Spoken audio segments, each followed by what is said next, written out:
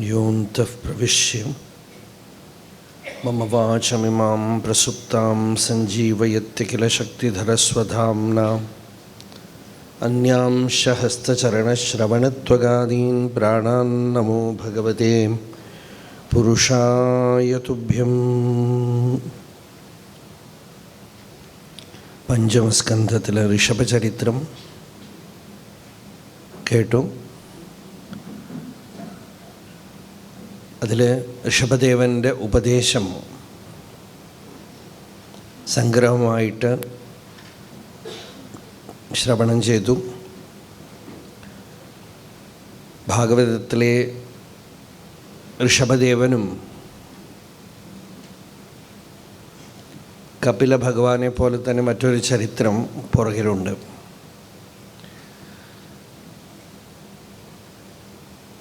ജൈനമതത്തിൽ അവരുടെ ആചാര്യന്മാരെയൊക്കെ തീർത്ഥങ്കരന്മാർ എന്നാണ് പറയുക. തീർത്ഥീകുറുവന്തി തീർത്ഥാനി. 27 തീർത്ഥങ്കരന്മാരിൽ അവസാനമാണ് വർദ്ധമാന മഹാവീരൻ. അതിൽ ആദ്യത്തെ തീർത്ഥങ്കരൻ ഋഷഭദേവനാണ്.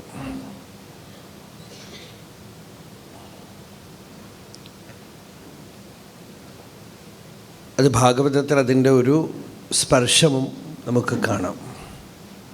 ഇങ്ങനെ ആരാധിക്കും എന്ന് പറഞ്ഞു.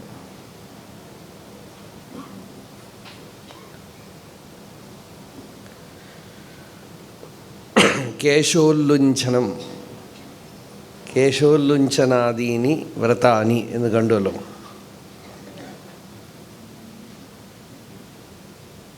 അത് ഭജഗോവിന്ദത്തിൽ വരുന്നുണ്ട്. ലുഞ്ചിതകേശ.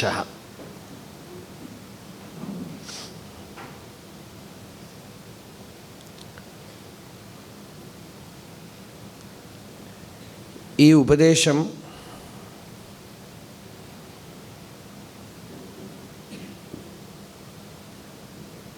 വളരെ ഗംഭീരമായ ഉപദേശമാണ് ഋഷഭദേവൻ്റെ.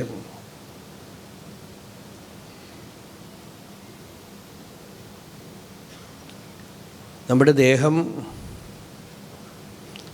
ബ്രഹ്മസൗഖ്യം നേടാൻ പ്രതിബന്ധമായിട്ട് നിൽക്കാൻ പാടില്ല.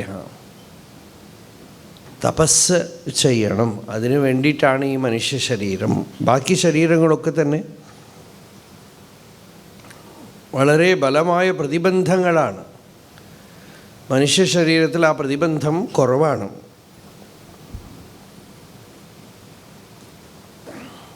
ഇത് പറഞ്ഞു. അധ്യാത്മസാധനകളെയൊക്കെ ഉപദേശിച്ചു ഋഷഭദേവൻ.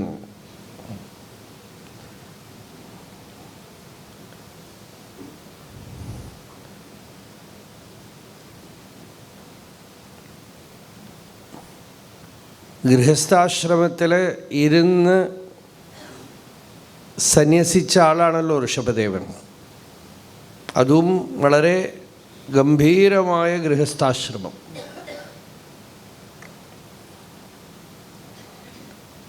പ്രിയവ്രത ചരിത്രത്തിൽ പറഞ്ഞു, ഗൃഹസ്ഥാശ്രമ കിംനു കരോതി അവദ്യം എന്ന് പറഞ്ഞു. ഗൃഹസ്ഥാശ്രമത്തിൽ എന്ത് ദോഷമാണ് വരിക? നിസ്സംഗതയുള്ളവന്, ആത്മജ്ഞാനമുള്ളവന്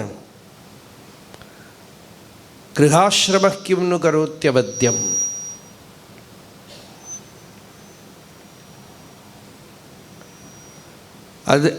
അതിനൊരു ദൃഷ്ടാന്തം പോലെ ഇപ്പം ഭഗവാൻ ഗീതയിൽ പറഞ്ഞു, ജനകാദയ, ജനകൻ മുതലായിട്ടുള്ളവർ എന്നാണ് ദൃഷ്ടാന്തം കൊടുത്തത്. ജനകൻ മുതലായിട്ട് എത്രയോ പേര് ഗൃഹസ്ഥാശ്രമികളായി ഇരുന്നു കൊണ്ട് തന്നെ, കർമ്മം ചെയ്തുകൊണ്ട് തന്നെ മുക്തരായിട്ട് തീർന്നു. അവർ കർമ്മം ഉപേക്ഷിക്കാതെ തന്നെ മുക്തിപഥത്തിനെ പ്രകാശിപ്പിച്ചു. അതുകൊണ്ട് ജനകനെ നമ്മൾ വിദേഹൻ എന്ന് പറയുന്നതാണ്. എന്നുവെച്ചാൽ ദേഹമില്ലാത്തവൻ എന്നർത്ഥം. അതുകൊണ്ട് സീതയെ നമ്മൾ വൈദേഹി എന്ന് വിളിക്കാറുണ്ട്. ദേഹത്തിൻ്റെ പ്രകൃതി ഒന്നും തനിക്ക് ജ്ഞാനത്തിന് പ്രതിബന്ധമല്ലാതിരിക്കുന്നത് കൊണ്ട് വിദേഹൻ, അല്ലാതെ ശരീരമില്ലാത്ത ഭൂതം പോലെയല്ല. ദേഹത്തിൻ്റെ പ്രതിബന്ധം ഒന്നും തന്നെ തനിക്ക് ഇല്ലാത്തവൻ എന്നർത്ഥം. ശരീരസ്ു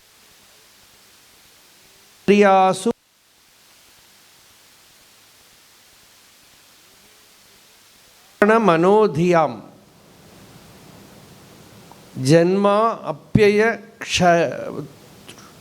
ജന്മാപ്യയത്രുട്ട് ഭയ തർഷ കൃച്ഛ്രാഹ. ഇതൊക്കെ ഈ ഗുണങ്ങളൊക്കെ, ജന്മ അപ്യയം എന്ന് വെച്ചാൽ മരണം, ക്ഷുട്ട് ത്രിട്ട് ഇതൊക്കെ വിശപ്പ്, ദാഹം, തൃഷ്ണ മനസ്സിൻ്റെ വികാരങ്ങൾ ഇത്യാദി കൃച്ഛ്രൈഹി, ഇതാണ് സംസാരധർമ്മങ്ങൾ. സംസാരധർമ്മൈഹി ഇതൊക്കെ ഉണ്ടാവും. ഇതൊന്നും ഇല്ലാതെ ശരീരമുള്ളത്തോളം വിശപ്പ്, ദാഹം, ജനനം, മരണം ഒക്കെ ഉണ്ട്. പക്ഷെ അവിമുഹ്യമാന, അതിൻ്റെ മോഹമില്ലാന്നാണ്. ഇതൊക്കെ മരുഭൂമിയിൽ വെള്ളം കാണുന്ന പോലെ, മരുമരീചിക പോലെ ഇതൊക്കെ ഉണ്ട്. ഉപാധികളിലൊക്കെ ഇങ്ങനെ ഉണ്ടെങ്കിലും തൻ്റെ സ്വരൂപത്തിൽ ഈ ഉപാധികൾ വാസ്തവത്തിൽ ഇല്ല. താൻ ഈ ഉപാധി കൊണ്ട് ബാധിക്കപ്പെടാത്ത. ഇപ്പം സ്ക്രീനിൽ സിനിമ കോലാഹലമാണ്, ബഹളം കൂട്ടുകയാണ് സിനിമ. സ്ക്രീനിലൊന്നുമില്ല, സ്ക്രീനിൽ പോയി തൊട്ടാൽ ഒന്നുമില്ല. അതുപോലെ ആത്മസ്വരൂപത്തിൽ എന്തൊക്കെ തന്നെ സംസാരത്തിൽ കോലാഹലങ്ങൾ നടന്നാലും പ്രശ്നങ്ങൾ നടന്നാലും ആത്മസ്വരൂപത്തിൽ ഒന്നുമില്ല. ആ ഒന്നുമില്ല എന്ന് അറിയുന്ന അറിവുണ്ടല്ലോ, ആ അറിവിനെയാണ് സമാധി എന്ന് പറയുന്നത്. ആ അറിവ് ചുമ്മാ പഠിച്ച അറിവല്ല. അത് പഠിച്ച അറിവിന് അത് പ്രയോജനപ്പെടില്ല, ദുർബലമാണത്. പഠിച്ച് മനസ്സിലാക്കിയ അറിവൊന്നും അവിടെ പ്രയോജനപ്പെടില്ല. നിധിധ്യാസനം ചെയ്ത് ഇതൊന്നും ഇല്ലാത്തതായ ആ അധിഷ്ഠാനം ഉണ്ടല്ലോ, സ്ക്രീന്, ആ സ്ക്രീനിനെ കാണുന്നതാണ് സമാധി. വേദാന്തികളുടെ സമാധി അതാണ്. വേദാന്തത്തിൽ സമാധി എന്താണ്? ഈ ദർശനമാണ്, സ്വരൂപ ദർശനമാണ്. അപ്പം അതിന് പക്വമാക്കാൻ വേണ്ടി, ഹൃദയഗ്രന്ഥി ബന്ധം വരുത്താൻ വേണ്ടി.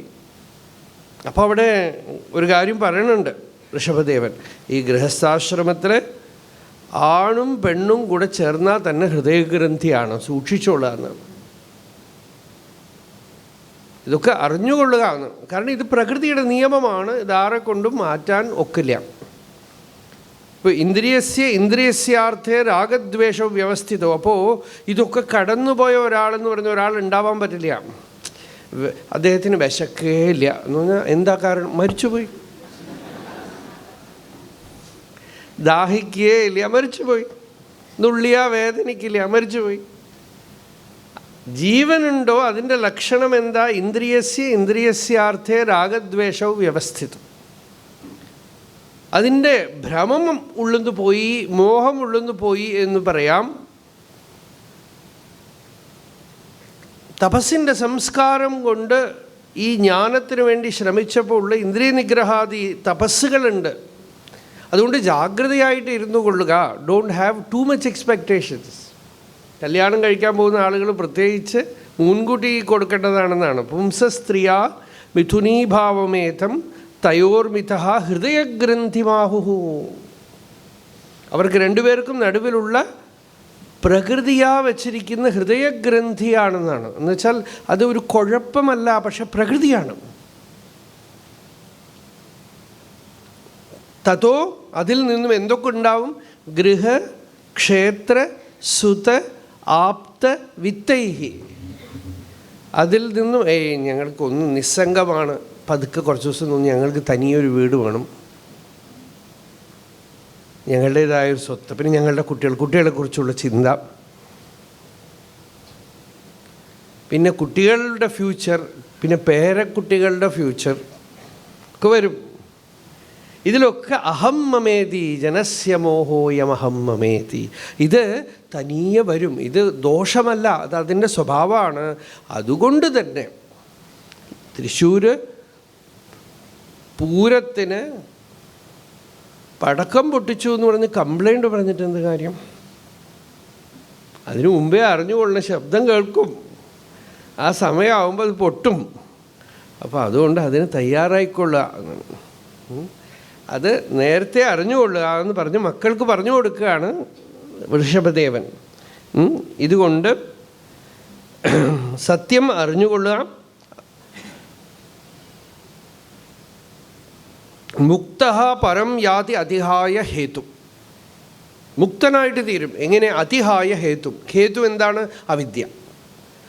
ആത്മാവിനെ അറിയായ്മ എന്നുള്ള അവിദ്യ പോയി കഴിയുമ്പോൾ, ഞാൻ എന്നുള്ള ജീവഭാവം പോയി കഴിയുമ്പോൾ അതിഹായ മുക്ത പരം യാതി, ജീവൻ മുക്തനായിട്ട് തീരും. ലോകത്തിലിരിക്കും ഇതിൻ്റെ ബന്ധം ഇയാളെ സ്പർശിക്കില്ല എന്ന് പറഞ്ഞു. അതിന് മുമ്പ് അതിന് കുറേ സാധനങ്ങൾ പറഞ്ഞു. ഹംസേ ഗുരൗ മൈ ഭക്ത്യ അനുവൃത്യ വിതൃഷ്ണയ ദ്വന്ദ്വതിദിക്ഷയാച്ച ഒരു ലിസ്റ്റാണ്. നിങ്ങളിതൊക്കെ എടുത്ത് പഠിച്ചാൽ മതി, എന്ത് സാധനങ്ങളാണ് വേണ്ടത്. ഗുരുഭക്തിയാണ് ആദ്യമായിട്ട് പറഞ്ഞത്. ഉള്ളിൽ ആഗ്രഹമില്ലായ്മ, സുഖദുഃഖാദികളൊക്കെ ജീവിതത്തിൽ വരും, അതൊക്കെ സഹിക്കാനുള്ള ബലം. ലോകത്തിൽ ചുറ്റും നോക്കി സർവത്ര ജന്തോഹോ വ്യസനാവഗതി, ഒരു ലക്ഷണം പറയാണ്. സർവത്ര വ്യസന അവഗതി. ഇവിടെയൊക്കെ ദുഃഖമുണ്ട് ലോകത്തിൽ, നമുക്ക് മാത്രമല്ല. ഈ ദുഃഖം വരുമ്പോൾ ആളുകൾ വിചാരിക്കുന്നത് എന്തേ എനിക്ക് മാത്രം എങ്ങനെയെന്ന്. ആ ഉദ്ദേശം എന്താണെന്ന് വെച്ചാൽ, സൃഷ്ടിക്ക് ശേഷം ആദ്യമായിട്ട് ഒരാൾ ദുഃഖിക്കുകയാണ്, അങ്ങനെയാണ് തോന്നുന്നത്. ഓരോരുത്തർക്കും ദുഃഖം വരുമ്പോൾ ഇതുവരെ ആർക്കും ദുഃഖമേ വന്നിട്ടില്ല, എനിക്ക് മാത്രം. അപ്പം അതിനൊരു മരുന്നാണ് പറയണത്. ഇത് വിദ്യാരണ്യസ്വാമി എടുത്ത് പിന്നീട് പഞ്ചദശിയിലൊക്കെ പറയുന്നുണ്ട്. എല്ലാവരിലും ഉള്ള ജീവിതമൊക്കെ കാണുന്നത് എന്താണെന്ന് വെച്ചാൽ മനസ്സിലാവും, നമ്മൾ നന്നായിട്ടിരിക്കണു അറിയും. പല ആളുകളെയും കാണുമ്പോൾ അറിയോ നമ്മൾ സൗഖ്യമായിട്ടിരിക്കണം. അത്രയൊന്നും ദുഃഖം ഭഗവാനെ ഞാൻ അനുഭവിച്ചില്ലല്ലോ. പല ആളുകളുടെയും ജീവിതമൊക്കെ പഠിക്കുമ്പോൾ സാരമില്ല, സൗഖ്യമായിട്ട് തന്നെ ഇരിക്കണതാണ്. അപ്പോൾ അതുമാത്രമല്ല, പ്രപഞ്ചത്തിൻ്റെ സ്ഥിതി എന്താണെന്ന് അറിയും. സർവത്ര ജന്തോഹോ വ്യസനാവഗത്യാം ജിജ്ഞാസയാം, ആത്മജ്ഞാനം അറിയാനുള്ള സത്സംഗം ഒന്നിരിക്കുന്നുണ്ടല്ലോ, അത് തന്നെ തപസ്. ഇങ്ങനെ പലതും പറഞ്ഞു. ഇതെല്ലാം കഴിഞ്ഞ് ദേഹത്തിലുള്ള അഭിമാനത്തിനെ വിട്ട് ആത്മധ്യാനം ചെയ്ത് ഭഗവത് ധ്യാനം ചെയ്ത് വിമുക്തരായിട്ട് തീരൂ എന്ന് ഉപദേശിച്ചു. വളരെ വിശേഷപ്പെട്ട ചില ഉപദേശങ്ങളൊക്കെ ഋഷഭദേവൻ്റെ ഉണ്ട്. അധ്യാത്മജീവിതത്തിന് മക്കൾക്കും പേരക്കുട്ടികൾക്കും ഒരു രാജാവ് തൻ്റെ പ്രജകൾക്കുമൊക്കെ തന്നെ ഈ അധ്യാത്മ വിഷയം പറഞ്ഞു കൊടുക്കണം എന്നാണ് ഋഷഭൻ്റെ ഉപദേശം. പുത്രാംശ്ച ശിഷ്യാംശ്ച ഗുരു, ശിഷ്യന്മാർക്കും നൃപഃ ഗുരുർവാം മല്ലോകകാമോ മദനുഗ്രഹാർത്ഥ ഇത്തം വിമന്യു അനുശിഷ്യാത്, ഇങ്ങനെ പറഞ്ഞു കൊടുക്കണം. അവരെ ശിഷ്യൻ വന്നു, ശിഷ്യനാ ഇനി എന്താ പണി? ശിഷ്യന് കുറേ പണിയെടുക്കൂ, ആശ്രമത്തിൽ പോയി എല്ലായിടത്തും പോയി പണം പിരിച്ചു കൊണ്ടുവരൂ, എൻ്റെ കാര്യങ്ങളൊക്കെ എല്ലായിടത്തും പോയി ചെയ്തു കൊടുക്കൂ എന്നൊക്കെ പറഞ്ഞ് ശിഷ്യന്മാരെ ഗുരു ലോകവ്യവഹാരത്തിലേക്ക് തിരിച്ചുവിടുന്ന ഗുരു. രമണ മഹർഷി പറയും, എത്രയോ ജന്മങ്ങൾ കഴിഞ്ഞിട്ടാണ് ഇയാൾ ഒരു ഗുരുവിൻ്റെ അടുത്ത് വരുന്നത്. വീണ്ടും ഇയാളെ ലോകത്തിൽ പോയി ഇത് ചെയ്യൂ അത് ചെയ്യൂ എന്ന് പറയുന്നത് ഗുരുവല്ല, യമനാണെന്നാണ്. ഇവിടെ ഋഷഭദേവനും പറയണതാണ്, കണ്ണ് കാണാത്ത ആളെ കിണറ്റിൽ പിടിച്ച് തള്ളണ പോലെ എന്നാണ്. കം യോജയൻ മനുജോ അർത്ഥം ലഭേത നിപാതയൻ നഷ്ടദൃശം ഹി ഗർത്തെ. അയാൾക്ക് കണ്ണില്ല, അയാളെ പിടിച്ച് ഗർത്തത്തിൽ തള്ളിവിടുന്ന പോലെ. അതുകൊണ്ട് അത് വേണ്ട എന്ന് ഗുരുക്കന്മാർക്കാണ് ശിക്ഷ. ഇവിടെ ട്രെയിനിങ്, ടീച്ചേഴ്സ് ട്രെയിനിങ് ആണ്. അതുകൊണ്ട് ഗുരുന്ന സസ്യാത്, അങ്ങനെ വഴി കാണിക്കുന്ന ആൾ ഗുരുവല്ല. സ്വജനോന സസ്യാത്, നമ്മളുടെ ആളുകളെ നമ്മളിങ്ങനത്തെ ലൗകിക വിഷയങ്ങളിൽ പിടിച്ച് തള്ളിവിടരുത്. പിതാന സസ്യാത്, അച്ഛൻ മകനെ അങ്ങനെ പിടിച്ച് തള്ളരുത്. ജനനീന സാസ്യാത്, അമ്മ മക്കൾക്ക് അത്തരത്തിലുള്ള വഴി കാണിച്ചു കൊടുക്കരുത്. ദൈവം ന തത്സ്യാത്. ഇനിയിപ്പോൾ ദൈവമാണ്, ദൈവം എന്ന് വെച്ചാൽ രണ്ടർത്ഥം. നമ്മളിപ്പോൾ ദൈവം എന്ന് പറഞ്ഞാൽ ഈശ്വരൻ എന്നാണ് അർത്ഥം പറയുക. പക്ഷേ പൊതുവേ ശാസ്ത്രത്തിൽ ദൈവം എന്ന് വെച്ചാൽ വിധിയാണ്. എന്ത് ചെയ്യാം, എൻ്റെ വിധി, എനിക്ക് ഈ അധ്യാത്മത്തിലേക്കോ സത്സംഗത്തിലേക്കോ ഒന്നും വരാൻ പറ്റണില്ല, എൻ്റെ വിധി. വിധി എന്ത് വിധി? ഒന്നും പുറത്ത് വരാൻ പറ്റില്ല. വിധിയൊന്നും നടുവിൽ വരാൻ പാടില്ല എന്നാണ്. സർവദാ സർവമേഹേവേഹ സംസാരേ രഘുനന്ദന സമ്യക് പ്രയുക്താത് സർവേണ പൗരുഷാത് സമവാപ്യത്തെ. യോഗവാസിഷ്ടം ആരംഭിക്കുന്നത് അങ്ങനെയാണ്. എപ്പോഴും എന്തു വേണമെങ്കിലും, പ്രത്യേകിച്ച് അധ്യാത്മകാര്യങ്ങൾ പൗരുഷം കൊണ്ട് സാധിക്കും. ഈ ഉപദേശമാണ് കൊടുക്കേണ്ടത്. അല്ലാതെ എല്ലാം വിധിയാണപ്പാ എന്ന് പറയാൻ പാടില്ല. അല്ലെങ്കിൽ തന്നെ ശക്തിയില്ല അല്ലേ? ഇപ്പം പരീക്ഷത്തിനെ ശുഖബ്രഹ്മ മഹർഷി പറയണത്, ആഹാ മഹാപൗരുഷികോ ഭവാൻ. വിൽ പവറിനെ എടുത്ത് എവിടെ ഉപയോഗിക്കണോ അവിടെ ഉപയോഗിച്ചു. വിൽ പവർ ഇല്ലാതെയൊന്നുമല്ലല്ലോ. എന്തൊക്കെയാ ചെയ്യണത് ആളുകൾ. ലൗകിക കാര്യങ്ങൾ വരുമ്പോൾ വിൽ പവറൊക്കെ വല്ല ഗാന്ധീവം പോലെയുള്ള വിൽ പവറാണ്. എന്തൊക്കെ കാര്യങ്ങൾ സാധിക്കണോ, എന്തൊക്കെ അധ്യാത്മത്തിൽ വരുമ്പോൾ നാമം ജപിക്കാൻ പറഞ്ഞ് എൻ്റെ തലയിലെടുത്ത് സമയമില്ല. ഒരാൾ പറഞ്ഞു, എനിക്ക് ഈ ശനിദശയാണ്, അങ്ങനെ തോന്നുന്നു. എന്ത് ചെയ്യും? അങ്ങനെയൊന്നുമില്ല. ഈ വിധിയൊന്നും നടുവിൽ നിൽക്കരുത് എന്നാണ്. എങ്ങനെയെങ്കിലുമൊക്കെ ഭഗവാനെ പിടിക്കണം. കേനാപി ഉപായേന മനഃകൃഷ്ണേ നിവേശയേത്. യാതൊന്നും നടുക്ക് വരരുത്. ന മോചയേദ്യ സമുപേത മൃത്യും. മരണം മുമ്പിൽ നിൽക്കുകയാണ്. അതുകൊണ്ട് നമ്മൾ ചോദിക്കാം, ഇപ്പോൾ ശരീരത്തിന് അസ്വാസ്ഥ്യമുണ്ട് വെച്ചോളൂ, സീരിയസ് ആയിട്ട് എന്തെങ്കിലും. നമ്മൾ ഇപ്പോൾ ഈ സമയം ശരിയല്ല, അതുകൊണ്ട് ചികിത്സയ്ക്ക് പോകണില്ല അത് വയ്ക്കുമോ? ഡോക്ടറുടെ അടുത്ത് പോയി കാണിക്കാനൊക്കെ പോകുമ്പോഴേ വളരെ സീരിയസ് ആയിട്ട് ഇരിക്കുമ്പോൾ, ഇനി അധിക നേരം വെച്ചുകൊണ്ടിരിക്കാൻ പാടില്ല, ശ്വാസം ഇപ്പോൾ വെള്ളത്തിൻ്റെ ഇടയിൽ മുക്കി പിടിക്കുന്ന കാര്യം പറഞ്ഞല്ലോ, അങ്ങനെയുള്ള സ്ഥിതിയിൽ രാഹുകാലം കഴിഞ്ഞോട്ടെ, എന്നിട്ട് നമുക്ക് ഡോക്ടറുടെ അടുത്ത് പോവാം. ഈ ഓക്സിജൻ അതൊക്കെ ഇപ്പം രാഹുകാലത്തിൽ ഓക്സിജൻ ഒന്നും കൊടുക്കാൻ പാടില്ല എന്ന് പറഞ്ഞാൽ രാഹുകാലത്തോടുകൂടെ ആൾ പോകും. അപ്പം അതുകൊണ്ട് അവിടെ ഒന്നും നോക്കണില്ല. ഈ അധ്യാത്മവിദ്യയ്ക്ക് ഇത്തരത്തിലുള്ള കാര്യങ്ങളൊന്നും ചെയ്യരുത്, വിഡ്ഢിത്തം കാണിക്കരുതെന്നാണ് അരുണഗിരിനാഥർ ഒരു തിരുപ്പുകഴിൽ പറയുന്നത്. കോമാളി വാഴ്ക്കൈ, കോമാളിയെ പോലെ ജീവിക്കരുതെന്നാണ്. അതുകൊണ്ട് നിങ്ങൾ ജീവിതത്തിനെ ഭഗവത് അർപ്പണമാക്കി തീർക്കുക എന്നൊക്കെ പറഞ്ഞ് ഉപദേശിച്ചു.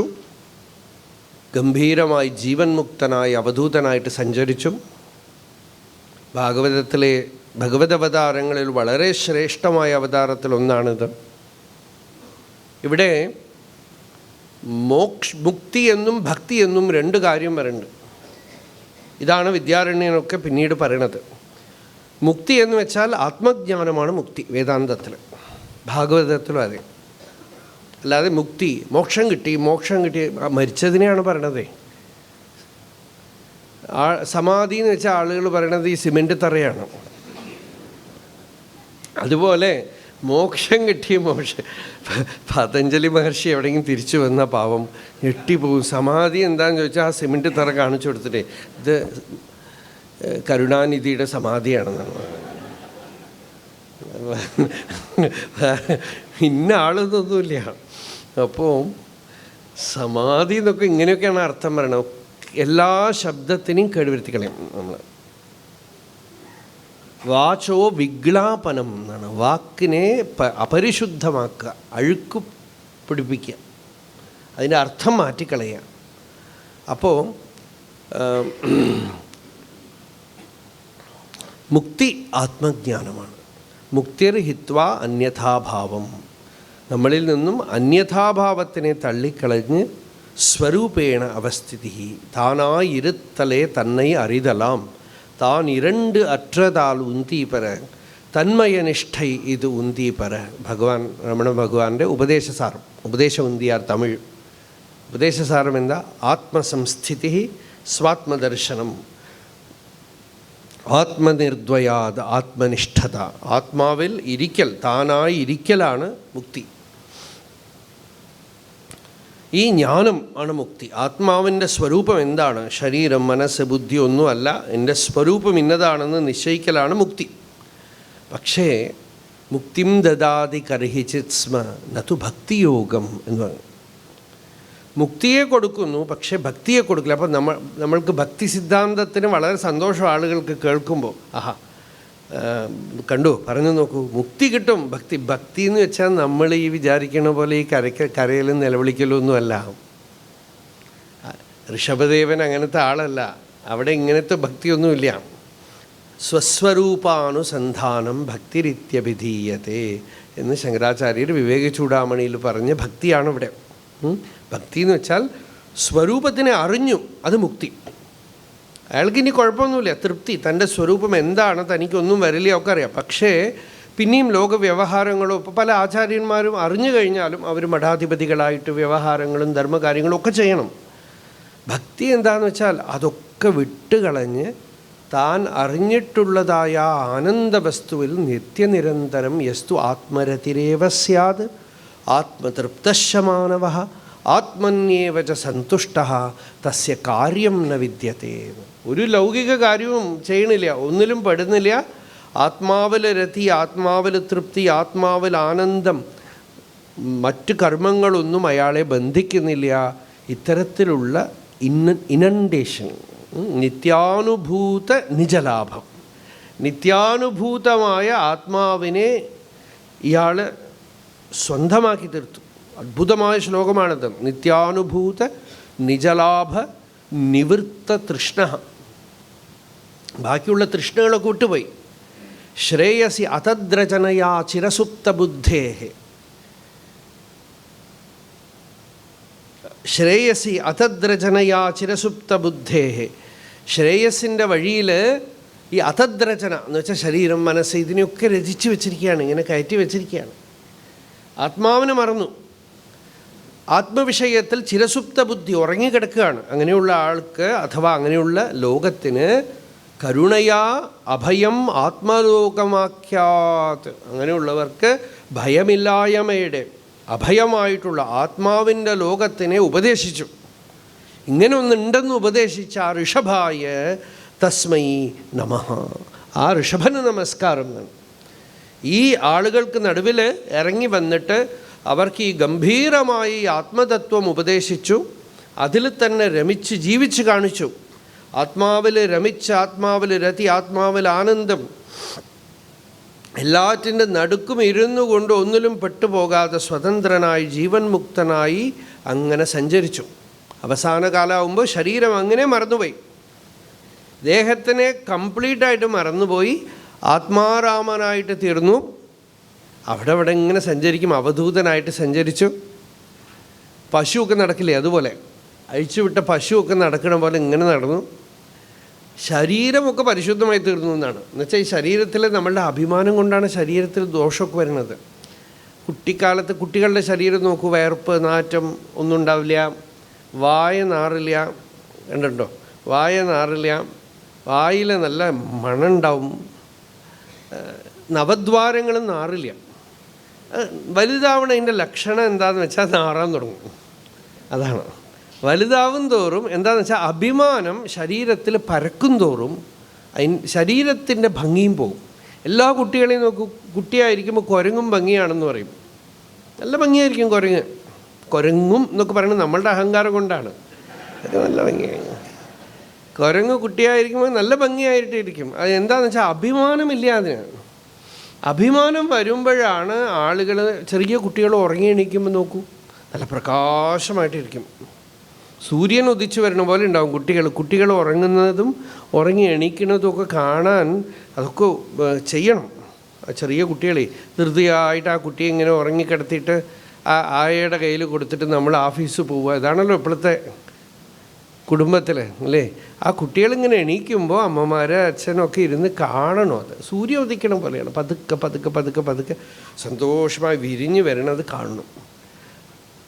അത് കാണുമ്പോൾ തന്നെ നല്ല രസമാണ്. നല്ല ഒരുമാതിരി കുട്ടികളെ സന്തോഷമായിട്ട് എണീക്കുമ്പോൾ നല്ല പ്രസന്നമായിട്ടിരിക്കും. ബ്രഹ്മലോകത്തു നിന്നാണ് വരണതേ. വലിയ ആളുകൾ എണീക്കുമ്പോഴോ ഓക്കാനും വരും കേട്ടോ അല്ലേ. അത് കണ്ടു കഴിഞ്ഞാൽ നമുക്ക് ഓക്കാനം വരും. അവർ എണീച്ചിരിക്കണതൊക്കെ കണ്ടു കഴിഞ്ഞാൽ ഓക്കാനം വരും. ഇതിൽ തനിയെ ആ ജ്ഞാനത്തിൻ്റെ ഫലം കൊണ്ട് കരുണയാ അഭയം ആത്മലോകമാഖ്യാത് നമോ ഭഗവതേ ഋഷഭായ തസ്മൈ. ആ അഭയം ആത്മലോകം, അതിൽ ആത്മലോകത്തിൽ രമിച്ചുകൊണ്ട് ശരീരാദികളെയൊക്കെ ഉപേക്ഷിച്ച് ആത്മാരാമനായിട്ട് അങ്ങനെ സഞ്ചരിച്ചു.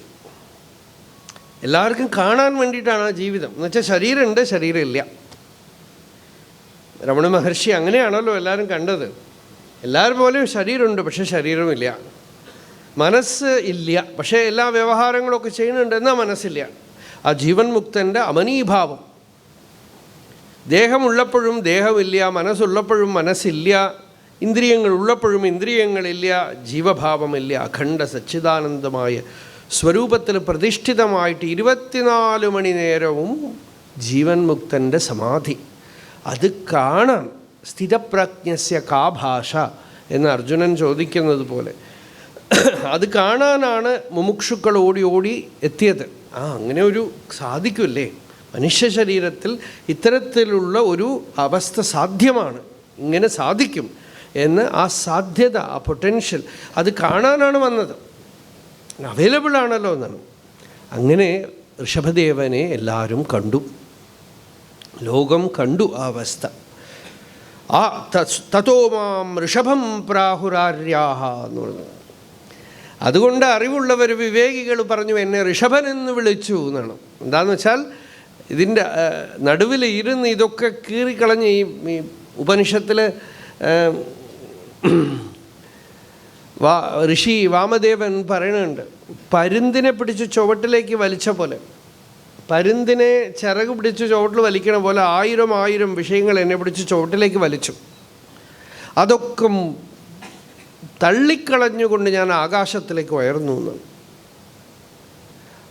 അതാണ് അതോ മാം ഋഷഭം പ്രാഹുരാര്യാഹ ഋഷേണ ഭാതി ഇതി ഋഷഭ. ഋഷ് എന്നുള്ള ധാതുവിന് പല അർത്ഥങ്ങളുണ്ട്.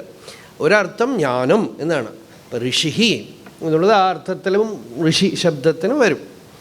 അപ്പോൾ ഋഷേണ ഭാതി ഇത് ഋഷഭ, ജ്ഞാനം കൊണ്ട് പ്രകാശിക്കുന്നവൻ, ആത്മജ്ഞാനം കൊണ്ട് പ്രകാശിക്കുന്ന ആ അവതാരം അങ്ങനെ ലോകത്തിൽ കണ്ടവർക്കൊക്കെ ഉന്മാദമുണ്ടാക്കി തീർത്തു. കാണുന്നവരൊക്കെ അത് കണ്ട് അലൗകികമായ മണ്ഡലത്തിൻ്റെ സുഖം അനുഭവിച്ചു.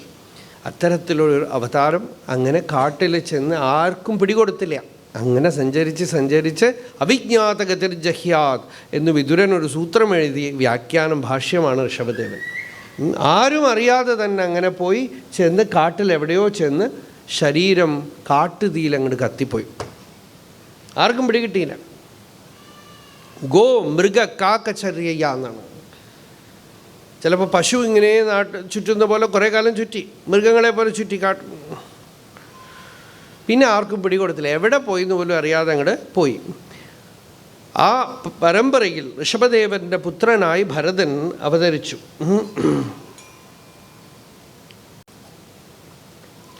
ഭരതസ്തു മഹാഭാഗവതഃ. ഭരതചരിത്രം അങ്ങനെയാണ് ആരംഭിക്കുന്നത്.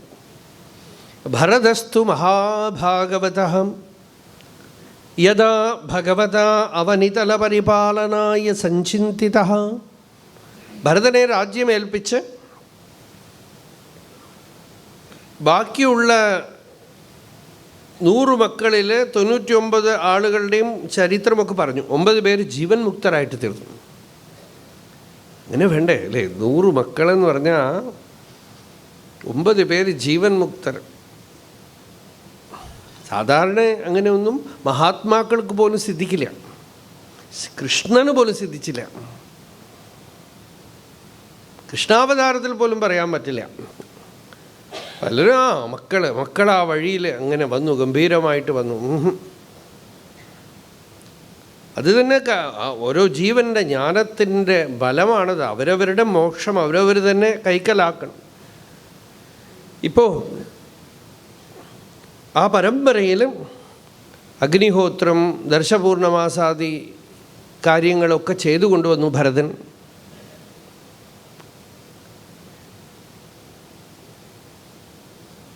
യജ്ഞയാഗങ്ങളൊക്കെ ധാരാളം അനുഷ്ഠിച്ചു.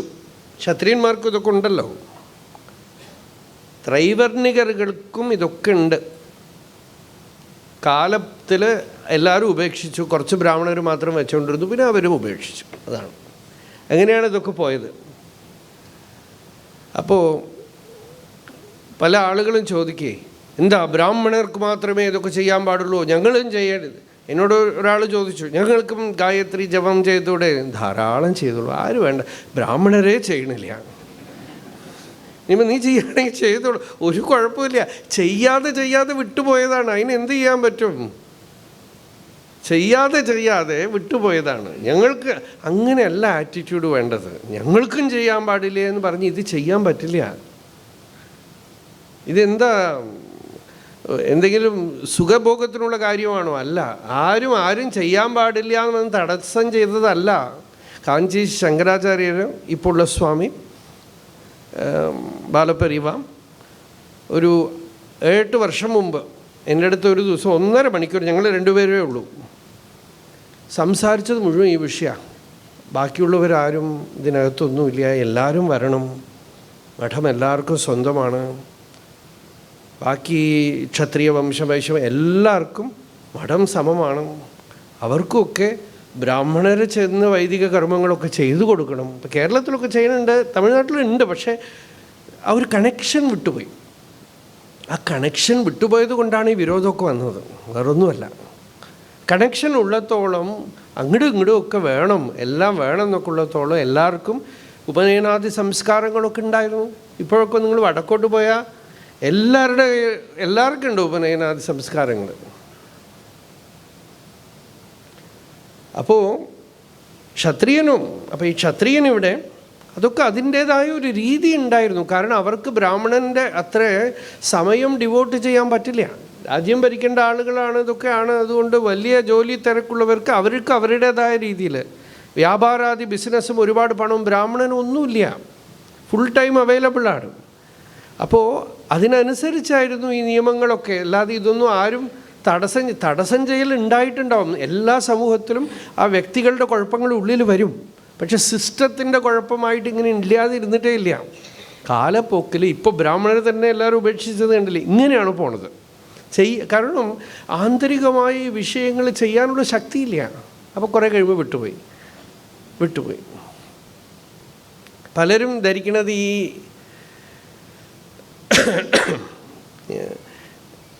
നമ്മൾ തമിഴ്നാട്ടിൽ ശ്രാവണകർമ്മം പറയും, അത് ഉപാകർമ്മം.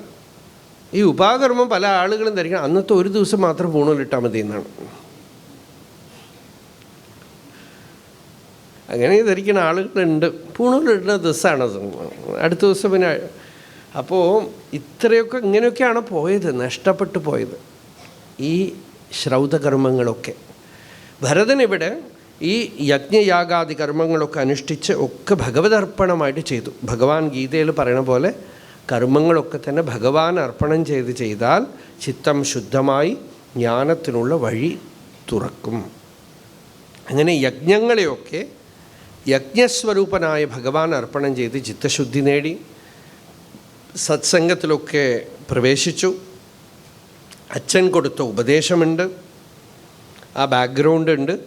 എങ്കിലും അത്രയൊക്കെ ഉണ്ടായിരുന്നിട്ടും ഒരു ജീവൻ മുക്തൻ്റെ പുത്രനായി ജനിച്ചിട്ടും ഒരു വിദേഹ മഹാപുരുഷൻ്റെ പുത്രനായി ജനിച്ചിട്ടും അവരവരുടെ പ്രാരബ്ധം, അവരവരുടെ വാസനകളെന്ന് വെച്ചാൽ ഈ ജീവൻ എവിടുന്നോ കൊണ്ടുവരണതുണ്ടല്ലോ, അത് ധാരാളമുണ്ട്.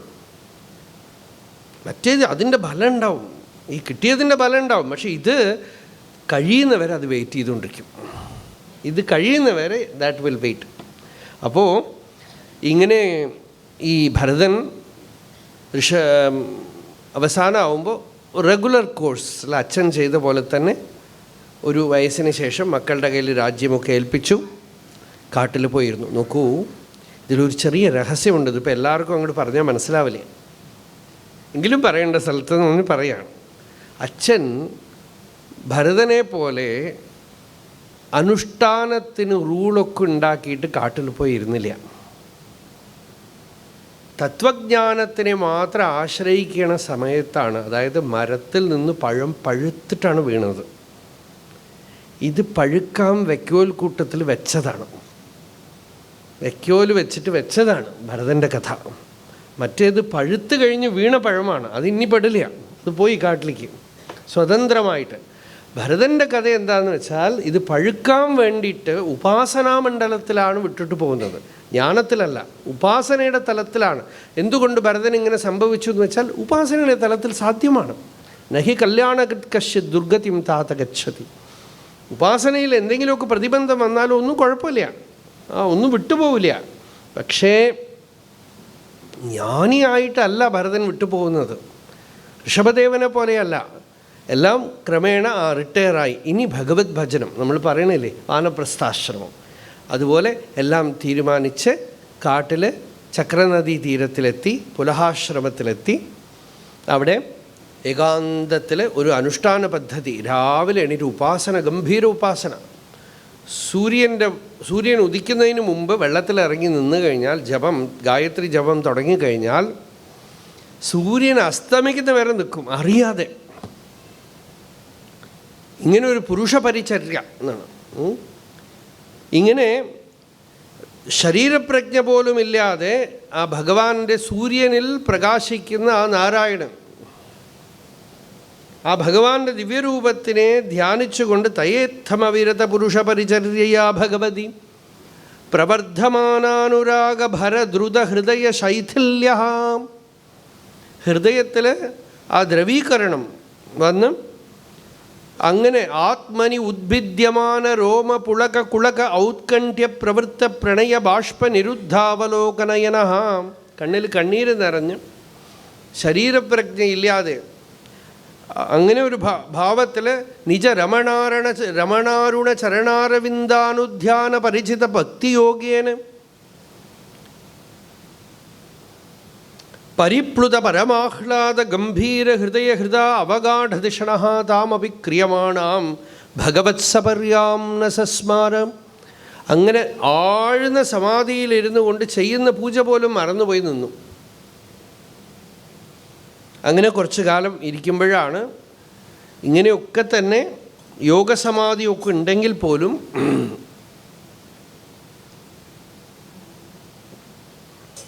പ്രാരബ്ധം അഥവാ വാസനയുടെ ഊക്കുണ്ടല്ലോ, ഓരോരോ രൂപത്തിൽ വരും. ചിലപ്പോൾ ഉള്ളിന്ന് വരും. ഉദാഹരണത്തിന് സൗഭരി മഹർഷി വെള്ളത്തിൻ്റെ ഉള്ളിൽ പോയിരുന്നു, ഉള്ളിന്ന് തന്നെ വന്നു. തനിക്ക് ലൗകിക ജീവിതം ജീവിക്കണമെന്ന ആഗ്രഹം, അത് പ്രബലമായി പിടിച്ച് തള്ളി പുറത്തേക്ക് വന്നു. ഭരതന് ഉള്ളിന്നൊന്നും വന്നില്ല, പുറത്തുനിന്ന് വന്നു. പിന്നെയാണ് അകത്ത് അറ്റാച്ച്മെൻറ്റ് വരുന്നത്. അപ്പോൾ ഈ ഉള്ള് പുറം എന്നൊക്കെ പറയണത് നമ്മളുടെ ദൃഷ്ടിയിലാണ്. ഇപ്പോൾ സ്വപ്നത്തിൽ ഉള്ളിൽ എന്തോ ഒന്ന് തോന്നുന്നു, സ്വപ്നത്തിലുള്ള ആൾക്ക്. സ്വപ്നത്തിൽ ഒരാൾക്ക് വെളിയിൽ നിന്ന് എന്തോന്ന് തോന്നുന്നു, വല്ല വ്യത്യാസമുണ്ടോ? ഈ കണ്ടുകൊണ്ടിരിക്കുന്ന ആളെ സംബന്ധിച്ചിടത്തോളം അവിടെ ഉള്ളും പുറവും ഒക്കെ ഒരേ സ്വപ്നത്തിൻ്റെ ഉള്ളിലാണ്.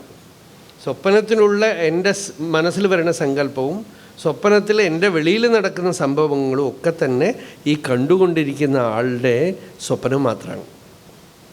വലിയ വ്യത്യാസമൊന്നുമില്ല. അപ്പോൾ ഉള്ള് പുറന്നൊക്കെ നമുക്കാണ് വ്യത്യാസം. അപ്പോൾ ഭരതന് ഇത് അവനവൻ്റെ തന്നെ സങ്കല്പമാണ് വെളിയിൽ വിജൃംഭണമായിട്ട് വരുന്നത്. അവനവൻ്റെ തന്നെ സങ്കല്പമാണ്. എനിക്ക് ഇന്നത് ചെയ്യണം തോന്നി, ഇന്നത് തോന്നി എന്നൊക്കെ പറയണമൊക്കെ നമ്മൾ തന്നെയാണ്.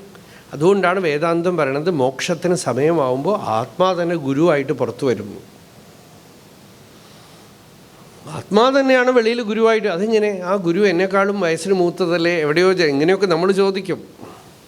പക്ഷെ സത്യം അതാണ്. ആത്മാഹി ഗുരുരൂപേണ ആയാതി ബഹിരായാതി. പുറത്ത് ആത്മാവ് തന്നെയാണ് ഗുരുവായിട്ട് വരുന്നത്. ഇങ്ങനെ ഇവിടെ ഭരതൻ കാട്ടിൽ ഇങ്ങനെ തപസ് ചെയ്യുമ്പോൾ നമുക്കറിയാം കഥ, ഗർഭിണിയായ മാന് പ്രസവിച്ചു വെള്ളത്തിൽ. സിംഹത്തിൻ്റെ ഗർജനം കേട്ട് അതിൻ്റെ ഗർഭം കീറി മാൻകുട്ടി വെള്ളത്തിൽ വീണു. മാൻകുട്ടി നല്ല ഭംഗിയാണ് കാണാനായിട്ട്. പശുക്കുട്ടി, മാൻകുട്ടി ഇതൊക്കെ തന്നെ കുട്ടികളായിട്ടിരിക്കുമ്പോൾ ഒരേപോലെ ഉണ്ടാവും. ഇതിങ്ങനെ വെള്ളത്തിലിങ്ങനെ ഒഴുക്കിൽ വന്ന് ഈ ജപം ധ്യാനം ചെയ്തുകൊണ്ടിരിക്കുന്ന ഭരതൻ്റെ മേലെ സ്പർശിച്ചു. അപ്പോൾ ഭരതൻ നോക്കി, ആ മാൻകുട്ടിയെ കണ്ടു. അതിനെ എടുത്ത് വെള്ളത്തിൽ നിന്ന് എടുത്ത് ഇങ്ങനെ വിറയ്ക്കുകയാണ്. ചെറിയ അപ്പം പ്രസവിച്ചിട്ടേ ഉള്ളൂ. അതിനെ എടുത്ത് കരയിൽ വെച്ചു. തിരിച്ച് വെള്ളത്തിൽ ഇറങ്ങുമ്പോൾ അതിൻ്റെ മുഖം, അതിൻ്റെ കണ്ണിൽ നോക്കിയപ്പോൾ, അയ്യോ പാവം, ഇങ്ങനെ ഇട്ടാൽ അത് ജീവിക്കില്ല, ചിലപ്പോൾ വേറെ എന്തെങ്കിലും വന്ന് എടുത്തുകൊണ്ട് പോകും എന്ന് തോന്നി. പതുക്കെ അനുഷ്ഠാനമൊക്കെ വേഗം ഒരു ആചമനം കൊണ്ട് അവസാനിപ്പിച്ചു. എടുത്തുകൊണ്ട് പോയി മാൻകുട്ടിയെ. ആശ്രമത്തിൽ കൊണ്ടുപോയി വൈക്കോലൊക്കെ വെച്ച് ചൂടൊക്കെ പിടിപ്പിച്ച് നിർത്തി. പിന്നെ വരുമ്പോണ്ട് നല്ലവണ്ണം കുടുംബത്തിലൊക്കെ ജീവിച്ച ആളാണല്ലോ, എല്ലാം അറിയാം, കുട്ടികളുടെ കാര്യങ്ങളൊക്കെ അറിയാം. അപ്പം നമ്മളിങ്ങനെ വിട്ടാൽ ഇത് എങ്ങനെ ജീവിക്കും, എങ്ങനെ ആഹാരം കൊടുക്കും, അതൊക്കെ ആലോചിച്ച് എല്ലാം ലോകപരിചയമുള്ളത് കൊണ്ട് കുറേ തേനും മധുമൊക്കെ കൊണ്ടുവന്ന് ഈ കുട്ടിക്ക് പാലിന് പകരം കൊടുത്ത് വളർത്തി. അത് പതുക്കെ അതിനെ വളർത്തിക്കൊണ്ടുവന്ന് ആ മാൻകുട്ടിയെ സംബന്ധിച്ചിടത്തോളം തൻ്റെ അമ്മ, അച്ഛൻ ഒക്കെ ഭരതനാണ്. അദ്ദേഹം ധ്യാനിക്കുമ്പോഴും അത് മടിയിൽ വന്നിരിക്കും. കുറച്ച് വലുതായപ്പോൾ ഇതൊക്കെ അദ്ദേഹത്തിനൊരു സുഖമാണ് അല്ലേ. ഇതൊക്കെ നോക്കൂ, ശുഖബ്രഹ്മ മഹർഷി നമുക്ക് പേരക്കുട്ടി എന്നൊക്കെ പറഞ്ഞാൽ ദേഷ്യം വരും. അതുകൊണ്ടാണ് ഭരതൻ്റെ കഥയായിട്ട് മാൻകുട്ടിയായിട്ടൊക്കെ പറയണത്. നമ്മൾ പൂജയ്ക്ക് ജപത്തിനൊക്കെ ഇരിക്കുമ്പോൾ ആ കുട്ടി വന്ന് മടിയിലിരിക്കുമ്പോൾ ഒരു സുഖം. അപരുഷ വിഷാണേന ലുഠതി ഇതാണ്. അതായത് അങ്ങനെ മൃഷാസമാധിനാമീലിതദൃശം ഭരതൻ തന്നെ പറയുന്നുണ്ട്. ഒരു ദിവസം ആഴത്തിൽ ധ്യാനിച്ചിരിക്കുമ്പോൾ എന്തോ വന്ന് എണീപ്പിച്ചു. നോക്കുമ്പോൾ ഈ മാൻകുട്ടിക്ക് ചെറിയ കൊമ്പ് വന്നിട്ടുണ്ട്. അതിങ്ങനെ വന്ന് ഇങ്ങനെ മുതുകത്ത് വന്ന് ഇങ്ങനെ ചൊറിയുമ്പോൾ ഒരു സുഖം. അപ്പോൾ വലിയ സന്തോഷം. അതിനെ എടുത്ത് പിടിച്ച് കെട്ടിപ്പിടിച്ച് വെച്ചു. അത് കഴിഞ്ഞ് അടുത്ത ദിവസം മുതൽ ഇത് ചൊറിയാൻ വേണ്ടിയിട്ടാണ് ധ്യാനം. അതാണ് മൃഷാസമാധി. ഈ മാൻകുട്ടി വരുവോ, ആഗമിഷ്യതി ഹരിണരാജകുമാര എന്നാണ്. ഈ മാൻകുട്ടി എന്നുള്ള ഈ രാജകുമാരൻ, ഈ നമ്മളുടെ പേരക്കുട്ടികളെയൊക്കെ കാണുമ്പോഴൊക്കെ തന്നെ തോന്നും, ആഹാ ഈ കുട്ടിയെ കാല് സ്പർശിക്കാൻ ഈ ഭൂമി എന്ത് ഭാഗ്യം ചെയ്തു എന്നൊക്കെയാണ്. ഇങ്ങനെയൊക്കെയാണ് പറയണത് ഈ മാൻകുട്ടിയെക്കുറിച്ച്. അതായത് പ്രിയം വരുമ്പോൾ എന്തൊക്കെ പറയുമോ അതൊക്കെ ഇവിടെ ഉണ്ട്. അറ്റാച്ച്മെൻ്റ്, ആ പ്രിയം വരുന്ന സമയത്ത് ഈ മാൻകുട്ടിയുടെ കാല് സ്പർശിക്കുമ്പോൾ എന്തൊരു സുഖമായി പൃഥിവി കോരിത്തരിച്ചിരിക്കുകയാണ് എന്നൊക്കെ പറഞ്ഞ് ഇങ്ങനെ പലതും പറയാണ്. അത് കഴിഞ്ഞ് ഈ മാൻകുട്ടി കുറച്ചായി വലുതാവുമ്പോൾ അപ്പപ്പോൾ കാട്ടിലേക്ക് പോകും. കാട്ടിലേക്ക് പോയി കഴിഞ്ഞാൽ ടെൻഷനാണ്. വരുന്നുണ്ടോ ഇല്ലയോ, ഇടയ്ക്കിടയ്ക്ക് നോക്കിക്കൊണ്ടേയിരിക്കും. എന്നാൽ കാട്ടിലുള്ള മൃഗങ്ങളൊക്കെ എന്തെങ്കിലും പിടിക്കുമോ. അപ്പോൾ കർമ്മം ചെയ്തുകൊണ്ടേയിരിക്കുമ്പോൾ ഇടയ്ക്കിടയ്ക്ക് ഉത്ഥായ എഴുന്നേറ്റ് ചെന്ന് നോക്കൂ അത്രേ വരുന്നുണ്ടോ എന്ന്. എത്ര റെമിനിസെൻ്റ്, നമുക്ക് പരിചയം പോലെ തോന്നുന്നില്ലേ ഇല്ലേ. അടുക്കളയിൽ പണിയെടുത്തുകൊണ്ടേ ഇരിക്കുമ്പോൾ മക്കൾ വരാനുള്ള നേരമായി, സ്കൂളിൽ നിന്ന് ബസ് വരുന്നുണ്ടോ, ഓട്ടോ വരുന്നുണ്ടോ, ഇതൊക്കെ നാച്ചുറലാണ്, പ്രകൃതിയാണ്. അപ്പോൾ കുട്ടി വരുന്നുണ്ടോ എന്ന് ഇടയ്ക്കിടയ്ക്ക് എണീറ്റ് നോക്കുക, അതിനെക്കുറിച്ച് പറയുക. ഇതൊക്കെ ഈ മാൻകുട്ടിയുടെ വിഷയത്തിൽ എന്തെങ്കിലുമൊക്കെ സിംഹമോ എന്തെങ്കിലുമൊക്കെ അതിനെ പിടിച്ചിട്ടുണ്ടാവുമോ എന്നുള്ള ടെൻഷനും. അത് പിന്നെ മാൻകുട്ടിയല്ലേ, സ്കൂൾ പോലെ ഇന്ന സമയത്ത് ബെല്ലടിച്ചാൽ വരലൊന്നുമില്ലല്ലോ. അത് ചിലപ്പോൾ 2 ദിവസത്തേക്ക് വരില്ല, കഴിഞ്ഞു കാര്യം. ഇങ്ങനെ എല്ലാം വിട്ടിട്ട് കാട്ടിൽ പോയ ആൾക്ക് ഇതിൻ്റെ പേരിൽ BP-യും ടെൻഷനും ഒക്കെ തുടങ്ങി. ഇതൊക്കെ അതിൻ്റെ ടഗ്വാറാണ് മനസ്സിൽ. അത് കഴിഞ്ഞാൽ വരും, 2 ദിവസം കഴിഞ്ഞാൽ ചിലപ്പോൾ വരും. ഇപ്പോൾ നമ്മുടെ അവിടെ ഒരു 15-16 വർഷമായിട്ടുള്ള ഒരു നായ, ഏകദേശം 16 വർഷമായത്. ഇനി കുക്കി എന്ന് വിളിക്കുക കുട്ടിയായിട്ടിരിക്കുമ്പോൾ. അത് അടുത്ത സ്ട്രീറ്റ് തെരുവിൽ വളരുന്ന നായയാണ്, പക്ഷെ വളരെ നല്ല നായയാണ്. അപ്പോൾ അടുത്ത വീട്ടിൽ ഉള്ള അവർ വളർത്തുന്നതാണ് നായിനെ, നല്ലവണ്ണം നോക്കും. വളരെ പ്രസിദ്ധമായ വീടാണ്, എല്ലാവർക്കും അറിയാം, ഇവിടെയൊക്കെ വന്ന് വായിച്ചിട്ടുണ്ട് വീണ രമണ ബാലചന്ദ്രൻ. അപ്പോൾ അവരുടെ വീട്ടിൽ അവർ വളർത്തും, ആ നായ നല്ലവണ്ണം നോക്കും. അപ്പോൾ ആ നായ അതിൻ്റെ കുട്ടികളൊക്കെ അവിടെ ഉണ്ട്. അപ്പോൾ എല്ലാം ഒരു 3 നായ്ക്കളുണ്ട് അവിടെ, അവരൊക്കെ കൂടെ ഉണ്ട്. അപ്പോൾ ഈ നായ അവിടെ ഫ്രീ ആയിട്ട് നടക്കും.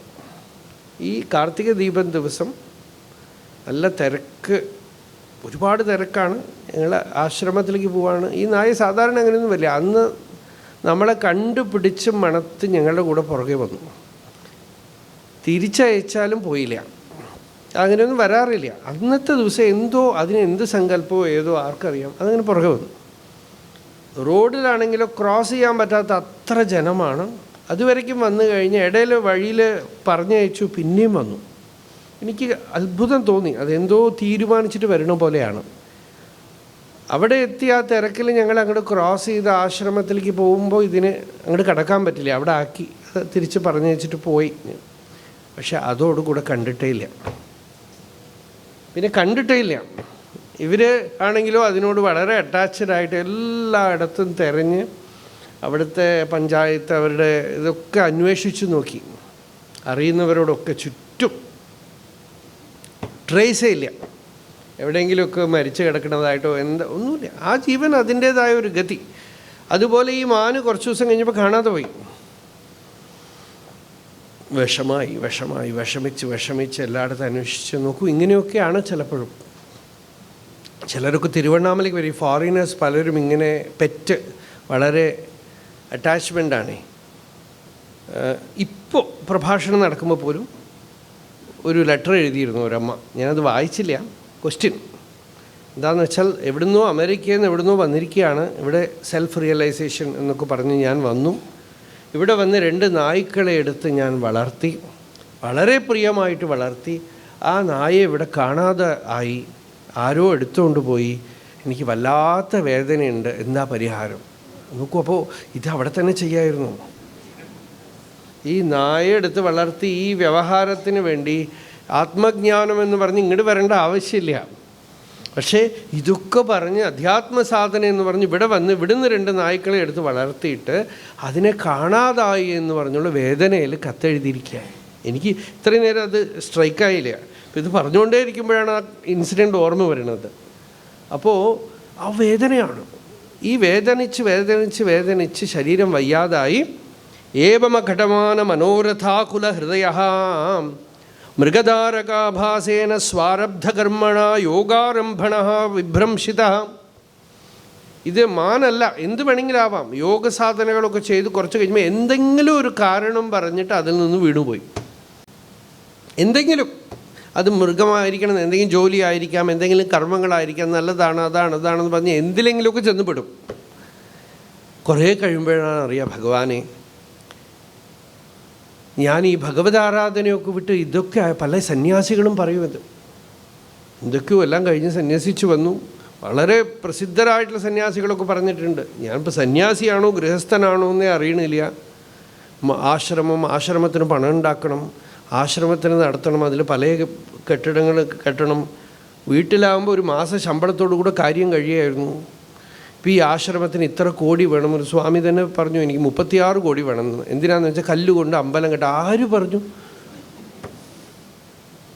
വലിയൊരു അമ്പലം കെട്ടാൻ വേണ്ടിയിട്ട് തുടങ്ങി.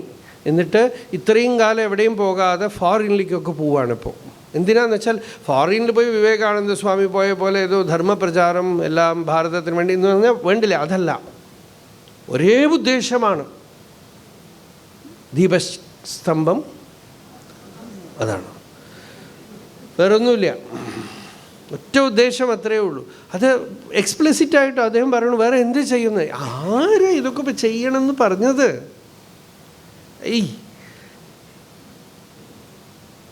അങ്ങനെ പോകുന്ന ഒരാളുടെ അടുത്ത് ഒരു വലിയ സ്വാമി, നമുക്കറിയുന്ന ഒരു മഹർഷിയുടെ പരമ്പരയിൽ വന്ന ഒരു മഹാത്മാ, ഇങ്ങനെ നല്ല കാര്യം എന്ന് പറഞ്ഞ് പണം പിരിക്കാൻ പോവുകയാണ്. അപ്പോൾ അയാൾ പറഞ്ഞു, എന്നെക്കാളും നമ്മുടെ ആശ്രമത്തിൽ തോട്ടിപ്പണി ചെയ്യുന്ന ആൾ ബെറ്ററാണ്.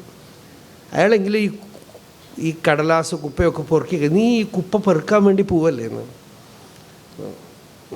പക്ഷെ എന്ത് ചെയ്യാം? വാസന, സംസ്കാരം എന്തെങ്കിലുമൊക്കെ വന്നിട്ട് യോഗസാധനയ്ക്ക് പ്രതിബന്ധം നിൽക്കുകയാണ്,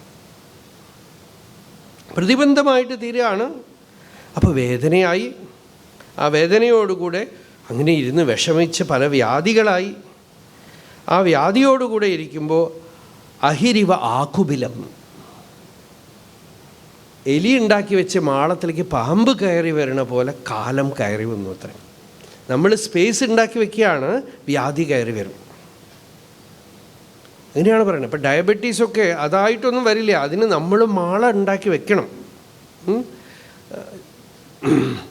അങ്ങനെയുള്ള സ്ഥലത്താണ് എന്താണ് ഗർദ്രും അഭ്യവഹാരേഷു പദചംക്രമണ ദ്വിഷം പ്രമേഹ ക്ഷിപ്രമായാതി നീടദ്രുമമിവാണ്ടജം എന്നൊരു ശ്ലോകമുണ്ട്.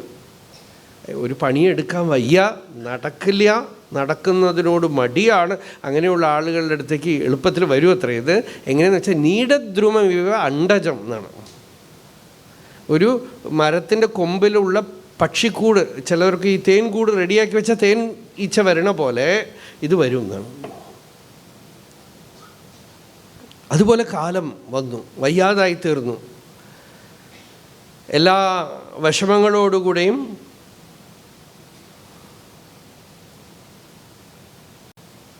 മൃഗയേവ അഭിനിവേശിതമതി. ആ സമയത്ത് നോക്കൂ, ഭയങ്കരമായ ആ സ്വഭാവം മനസ്സിൻ്റെ.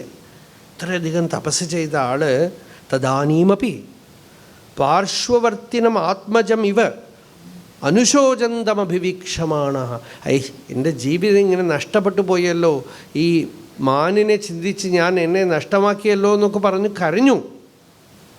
ദയിതാ മമ ദുഹിതാ മമ ജനനീ മമ ജനകോ മമ കൽപ്പിതം അതിസന്തതി മരുഭൂമിഷു നിരതം. ഇങ്ങനെയൊക്കെ കരഞ്ഞു. ഇതൊക്കെ ഇനി പാടില്ല എന്ന് തീരുമാനിച്ചപ്പോണ്ടല്ലോ കാലം മായ. ഇതാണ് എന്താണെന്ന് വെച്ചാൽ ആ സമയത്ത് ഈ കാണാതായ മൃഗം ഒരാഴ്ച കഴിഞ്ഞ് തിരിച്ചു വന്നു. അടുത്ത് വന്ന് ഇങ്ങനെ പ്രിയമായിട്ട് നിന്ന് നക്കി തുടച്ചു കൊടുക്കുകയാണ്. അപ്പോൾ അതിനെ ഇങ്ങനെ നോക്കിയിട്ട് അതിൽ തന്നെ മനസ്സ് നിർത്തിക്കൊണ്ട് ശരീരം വിട്ടു. ആ മൃഗത്തിനെ ജനിച്ചുകൊണ്ട് തന്നെ ചിന്തിച്ചുകൊണ്ട് യം യം വാപം വാപി സ്മരൻ ഭാവം ത്യജത്യന്തേ കളേവരം തം തമേവൈതി കൗന്തേയ സദാ തദ്ഭാവഭാവിത. എപ്പോഴും അതിനെ ചിന്തിച്ചു കൊണ്ടിരുന്നു കൊള്ളുക. വേറെ എന്തെങ്കിലുമൊക്കെ ചിന്തിക്കാൻ സ്ഥലം കൊടുത്താൽ അതിനെ ചിന്തിച്ചുകൊണ്ട് ശരീരം ഉപേക്ഷിച്ചാൽ അതിനനുസരിച്ചുള്ള ജന്മം വേണ്ടി വരും. മൃഗമായിട്ട് ജനിച്ചു, മാനായിട്ട്, പക്ഷെ കുഴപ്പമില്ല. എന്താണെന്ന് വെച്ചാൽ യോഗതാപസ, ധാരാളം ഭഗവതാരാധനാ ലക്ഷണമായ ധർമ്മം അനുഷ്ഠിച്ചിട്ടുണ്ട്. അതുകൊണ്ട് യാതൊരു കുഴപ്പമില്ല. എന്താണെന്ന് വെച്ചാൽ മൃഗശരീരത്തിൽ ആ പൂർവജന്മാവലിയുടെ സ്മരണത്തോടുകൂടെ ചെയ്ത അബദ്ധം മനസ്സിലാക്കിക്കൊണ്ടുള്ള ജന്മമാണ്. ചിലപ്പോഴൊക്കെ വിശേഷത ഈ മൃഗങ്ങളിലൊക്കെ കാണും. ഇപ്പം ഞാൻ ഈ പറഞ്ഞ നായൊക്കെ പോലും വളരെ വളരെ വിശേഷമായിരുന്നു. അന്നത്തെ ദിവസം എനിക്കത് കണ്ടപ്പോൾ തന്നെ മനസ്സിലായി ഇയാൾ എന്തോ തീരുമാനിച്ചിരിക്കുകയെന്നാണ്. എവിടെ പോയിന്നറിയില്ല. നമ്മളാണ് അത് മനുഷ്യനാണ് മൃഗമാണെന്നൊക്കെ പറയണത്, ഉള്ളിലുള്ളത് ഒരേ ജീവനാണല്ലോ. നമ്മളെപ്പോലെ അബദ്ധങ്ങളൊന്നും ഒരു ലിമിറ്റിന് മേലെ ചെയ്യാനും പറ്റില്ല. ആ ശരീരത്തിൽ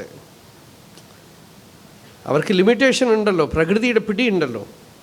അപ്പോൾ പൂർവജന്മാവലിയൊക്കെ സ്മരിച്ചുകൊണ്ട് വീണതുകൊണ്ട് ശരീരം, ആ മൃഗശരീരത്തിലും തപസ്സിൻ്റെ സംസ്കാരം ഉണ്ടായി.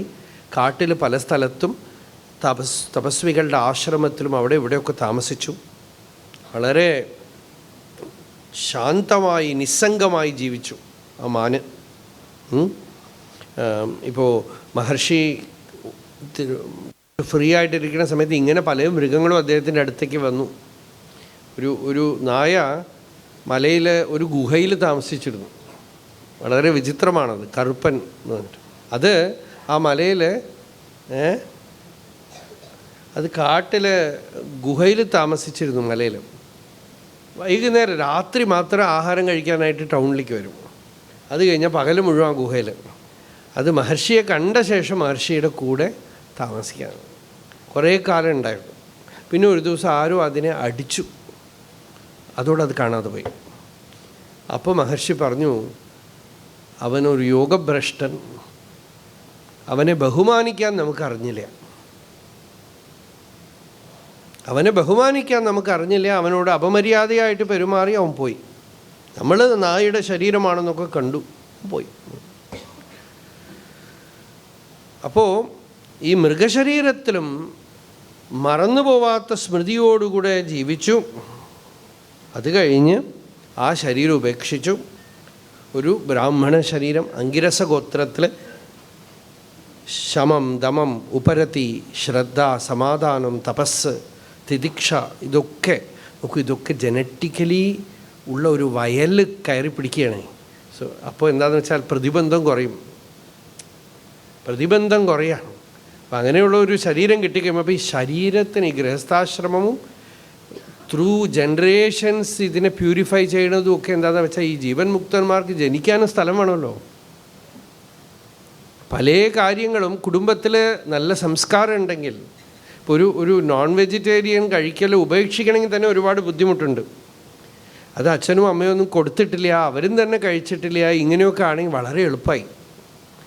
അതേപോലെ വീട്ടിലുള്ളവർ തന്നെ നുണ പറയില്ല, അവർ നല്ല സംസ്കാരമുള്ളവരാണ്, ആരെയും വെറുക്കില്ല, നല്ല കൾച്ചറുള്ള അങ്ങനെ ഒരു സ്ഥലത്താണ് വന്ന് ഈ ജീവൻ ജനിക്കണതെങ്കിൽ അത് സഹജമായ ശരീരവും അനുകൂലമായ സാഹചര്യവും ഒക്കെ എളുപ്പമാവും. അത്രയും മെനക്കെടണ്ട, അത്രയൊന്നും ഈ കുഴപ്പം വരില്ല. നേരെ മറിച്ച് ചില വീട്ടിൽ പോയി കുട്ടിക്ക് ചെറുപ്പം മുതൽക്ക് തന്നെ ടി വിയാണ് കാണുന്നത്, ഗർഭത്തിലിരിക്കുമ്പോൾ തന്നെ അമ്മ കണ്ടത് അതൊക്കെയാണ്, ജനിച്ചു കഴിഞ്ഞാൽ മുമ്പിൽ അതൊക്കെയാണ്, കയ്യിൽ മൊബൈൽ കൊടുത്തു വയ്ക്കും. ഇങ്ങനെയൊക്കെ ആകുമ്പോൾ ആ കുട്ടിക്ക് തന്നെ അതിനറിയുന്ന വയസ്സാവുന്നതിന് മുമ്പ് തന്നെ പലതും ഉള്ളിൽ കയറ്റി വെച്ചു. അതിനുവേണ്ടി ഈ ജീവൻ പറ്റിയ ഒരു യോനി തിരഞ്ഞെടുക്കുകയാണ്. അങ്ങനെ ഒരു ദരിദ്ര യോനിയെ തിരഞ്ഞെടുക്കുകയാണെന്നാണ്. ദരിദ്രാണാം എന്ന് ശ്രീമതാം ദരിദ്രാണാം. ശ്രീമതാം യോനിഹി ഒരു വശത്ത് ഗീതയിൽ ഭഗവാൻ പറയുന്നു, അടുത്ത ജന്മത്തിൽ എങ്ങനെ തിരഞ്ഞെടുക്കും? എന്താണ്? ശുചീനാം ശ്രീമതാം. ശുചീനാം എന്ന് വെച്ചാൽ ഈ പറഞ്ഞ പോലെ നല്ല സംസ്കാരമുള്ളവർ. ശ്രീമതാം എന്ന് വെച്ചാൽ നല്ല സമ്പദ് സമൃദ്ധി ഉള്ളത്. അതുകൊണ്ട് ബുദ്ധിമുട്ടില്ല. കുട്ടിക്കാലം മുതൽ തന്നെ അവർക്ക് പണിയെടുക്കാനും ഇതിനൊക്കെ എനർജി വേസ്റ്റ് ആവില്ല. അതുകൊണ്ട് ഇപ്പോൾ രാജവംശത്തിലൊക്കെ ജനിച്ചിട്ടും അല്ലെങ്കിൽ നല്ല സമൃദ്ധമായ വംശത്തിൽ ജനിച്ച് യോഗികളാവുക, അതാണ് എളുപ്പവഴി. യോഗഭ്രഷ്ടോപിജായത, അങ്ങനെയുള്ള സ്ഥലത്ത് ചെന്ന് യോഗഭ്രഷ്ടന്മാർ ജനിക്കും. ജീവിക്കാനുള്ള ബുദ്ധിമുട്ടില്ല എന്നർത്ഥം. നല്ല സംസ്കാരവുമുണ്ട്. അങ്ങനെയുള്ള സ്ഥലത്ത് പോയി ജനിച്ച് അവിടെ പൂർവ്വജന്മത്തിലുള്ള ഈ വിദ്യയെ വീണ്ടും പിടിച്ചെടുത്ത് സാധന ആരംഭിക്കും. അഥവാ അങ്ങനെയല്ലെങ്കിൽ യോഗിനാമേവ കുലേ ഭവതി, യോഗികളുടെ കുലത്തിൽ ജനിക്കും എന്ന് പറഞ്ഞു. എന്ന് പറഞ്ഞിട്ട് ദുർലഭതരം, ഇത് വളരെ അപൂർവമാണെന്ന് പറഞ്ഞു. പക്ഷേ അതിൽ ശങ്കരാചാര്യ ഭാഷ്യത്തിലൊന്ന് ചേർത്തു, ദരിദ്രാണാം കുലേന്ന്. അവിടെ ശ്രീമതാം പറഞ്ഞതുകൊണ്ട് ഇവിടെ ദരിദ്രാണാം കുലേ ഏതധി ദുർലഭതരം എന്ന് വെച്ചാൽ അവിടെ പണത്തിനൊക്കെ ബുദ്ധിമുട്ടാണ്. അപ്പോൾ ഈ പണം കുറഞ്ഞാൽ തന്നെ പല ദൂഷ്യങ്ങളും വരില്ല. ധാരാളം ഉണ്ടെങ്കിലല്ലേ ദിവസം ബദാം പാലിലിട്ട് കുങ്കുമപ്പൂട്ട് ഒക്കെ കഴിക്കുക അല്ലേ? ഇതൊക്കെ എന്താ, ധാരാളം പണമുണ്ട്. പണം ഇല്ലെങ്കിലുണ്ടല്ലോ ദരിദ്രന് പല ഇന്ദ്രിയങ്ങൾ പെട്ടെന്ന് നിഗൃഹീതങ്ങളായിത്തീരും എന്നൊക്കെയാണ് ഭാഗവതം പറയണത്. ഭഗവാൻ പറയണ അനുഗ്രഹം ചിലപ്പോൾ അസതഃ ശ്രീമതാന്ധസ്യ ദാരിദ്ര്യം പരമഞ്ജനം എന്നാണ്. അസത്ത് ധനം കൊണ്ട് അഹങ്കാരിയായിട്ടുള്ളവനെ ഭഗവാൻ അനുഗ്രഹിക്കണമെങ്കിൽ ദാരിദ്ര്യം കൊടുക്കുന്നതാണ്. ചിലപ്പോൾ ദാരിദ്ര്യത്തിലും അനുഗ്രഹമുണ്ട്. അതുകൊണ്ട് നല്ല യോഗികളാണ്, പക്ഷെ ദരിദ്രന്മാരാണ്. രാമകൃഷ്ണ പരമഹംസരൊക്കെ അങ്ങനെയാണ്. ജീവിക്കാനുള്ള വകയൊന്നും വലുതായിട്ടില്ല. ശങ്കരാചാര്യർ പോലും ഒരുപക്ഷെ അങ്ങനെയായി. ഭഗവാനും അങ്ങനെയാണ്, രമണ മഹർഷി അങ്ങനെയാണ്. ദാരിദ്ര്യമായ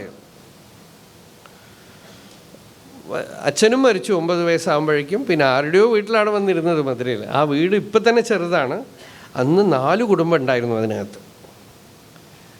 അപ്പോൾ ദരിദ്രാണാം ഗേഹേ യോഗഭ്രഷ്ടോഭിജായതേ, ദരിദ്രന്മാരുടെ വീട്ടിൽ വന്ന് ജനിച്ചു. അപ്പോൾ അങ്ങനെ ഇവിടെ വന്ന് ജനിച്ച് അദ്ദേഹത്തിന് 2 ഭാര്യമാരുണ്ടായിരുന്നു. രണ്ടാമത്തെ ഭാര്യയിൽ ഒരു മിഥുനം. അതായത് 2 ഭാര്യമാരെന്ന് വെച്ചാൽ അഗ്നികാര്യത്തിനായി ചിലപ്പോൾ വീണ്ടും വീണ്ടും വിവാഹം കഴിക്കും, ഇല്ലെങ്കിൽ സന്യാസം എടുക്കണം. അതാണ് ശ്രൗതകർമ്മങ്ങളുടെ വഴി. അങ്ങനെയാണ്. ആദ്യം കല്യാണം കഴിച്ചു. അതിൽ 4 കുട്ടികളുണ്ടായിരുന്നു. ആ ഭാര്യ മരിച്ചു.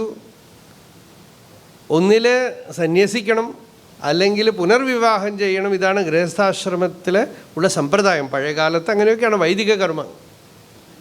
അങ്ങനെയാണ് പിന്നീട് വിവാഹം കഴിക്കുക. അങ്ങനെ വിവാഹം കഴിച്ചാൽ അതിൽ ഒരു മിഥുനം, ഒരു ഇരട്ട കുട്ടികൾ, ആണും പെണ്ണും. അതിൽ എത്ര വ്യക്തത ക്ലിയറായിട്ടാണ് പറയണം. ഇപ്പം ചരിത്രം പോലെയാണ്, ഹിസ്റ്റോറിക്കലാണ്. അതിൽ ആൺകുട്ടി. അപ്പോൾ ഇതൊക്കെ ആര് പറഞ്ഞിട്ടുണ്ടാവും? അദ്ദേഹം തന്നെ പറഞ്ഞിട്ടുണ്ടാവും, അല്ലെങ്കിൽ അറിയില്ലല്ലോ നമുക്ക്. അപ്പോൾ അങ്ങനെ 2 കുട്ടികളിൽ രണ്ടാമത്തെ 2 കുട്ടികളിൽ ആൺകുട്ടിയായിട്ട് ജനിച്ചു. പക്ഷേ ചെറുപ്പം മുതൽ, കുട്ടിക്കാലം മുതൽ തന്നെ യോഗിയായി, നിസ്സംഗനായി, പരമവിരക്തനായി, തൻ്റെ പ്രകൃതി ഒന്നും ആരും അറിയാതെ മന്ദബുദ്ധി എന്നുപോലെ ജീവിച്ചു. ആളുകൾ മനസ്സിലാക്കി ഇയാൾക്കൊന്നുമില്ല. കുറേ നോക്കി, പഠിപ്പിച്ചു നോക്കി. അച്ഛനും പാവം വളരെ പ്രിയമായിട്ട് ഉപനയന സംസ്കാരമൊക്കെ ചെയ്തു.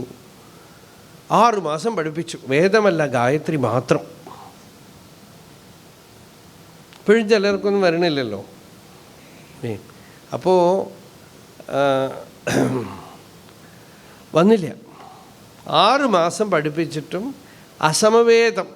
ശരിക്കും അത് തെറ്റി ചൊല്ലി അത്രേ വേണമെന്ന് വെച്ചാൽ. എന്താണെന്ന് വെച്ചാൽ ഇനിയിപ്പോൾ ഇത് പഠിപ്പിച്ചാൽ കുഴപ്പം എന്താണെന്ന് വെച്ചാൽ വീണ്ടും എല്ലാം പഠിപ്പിക്കും. ഈ ഭംഗിയായിട്ട് ചൊല്ലേണ്ടതെന്ന് പറഞ്ഞാൽ ഒരുപാട് പഠിക്കേണ്ടി വരും. ഈ അപകടത്തിനുള്ളിൽ, പഠിപ്പിൻ്റെ ഉള്ളിൽ പോകാൻ പാടില്ല എന്ന് തീരുമാനിച്ചു. ഇനി അതിൽ കർമ്മം ചെയ്യേണ്ടി വരും, പലതും ചെയ്യേണ്ടി വരും. ഞാനില്ല അപ്പാ എന്ന് പറഞ്ഞിട്ട് സുബ്രഹ്മണ്യ ഭാരതീയ സ്കൂളിലേക്ക് അയച്ചപ്പോൾ സ്കൂളിൽ നിന്ന് ജനൽ വഴി ചാടി ഓടി വീട്ടിലേക്ക് പോയി. അപ്പം അമ്മാവൻ ചോദിച്ചു, കണക്ക് പറയാൻ പറഞ്ഞു. അപ്പോൾ ആദ്യത്തെ പാട്ട്, അങ്ങനെ ഒരു പാട്ടുണ്ട്, കണക്ക് പിണക്ക് മാമണക്ക് എന്ന് പറഞ്ഞിട്ട്. ഇതൊന്നും നമുക്ക് പറ്റില്ല എന്നാണ്.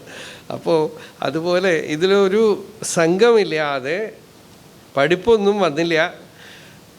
അപ്പം മന്ദബുദ്ധിയാണ്, ജഡമതിയാണ് എന്നൊക്കെ ധരിച്ചു അവർ. അങ്ങനെ കുറച്ച് കാലം അങ്ങനെ ജീവിച്ചു. അതത് പ്രഭാവവിധ. കൂടെയുള്ളവർക്ക് ആർക്കും അദ്ദേഹത്തിൻ്റെ പ്രഭാവം മനസ്സിലായില്ല. അവരൊക്കെ കർമ്മകാണ്ഡ വേദത്തിൽ നല്ല അറിവുള്ളവരാണ്. യാഗയജ്ഞാദി ശ്രൗതകർമ്മങ്ങളൊക്കെ അറിവുണ്ട്. പക്ഷേ ന പരവിദ്യായാം, ആത്മജ്ഞാന വിഷയത്തിൽ അവർക്കൊന്നും മനസ്സിലായില്ല. ജഡമതിരിതി ഭ്രാതരം അനുശാസന നിർബന്ധാന്യവത്സന്ത്. നിർബന്ധിച്ചു, ഈ പണിയെടുക്ക്, അതെടുക്ക്, ഇതൊക്കെ പറയും, എല്ലാം ചെയ്യും. 2 ദിവസം 3 ദിവസം പഴകിപ്പോയ ഭക്ഷണമൊക്കെ കൊടുക്കും. അതൊക്കെ നല്ല അമൃതം പോലെ അങ്ങോട്ട് കഴിക്കും. അത്രയും ഈ സഞ്ചിയിലൊക്കെ ഇടുന്ന പോലെ വായിലിടും.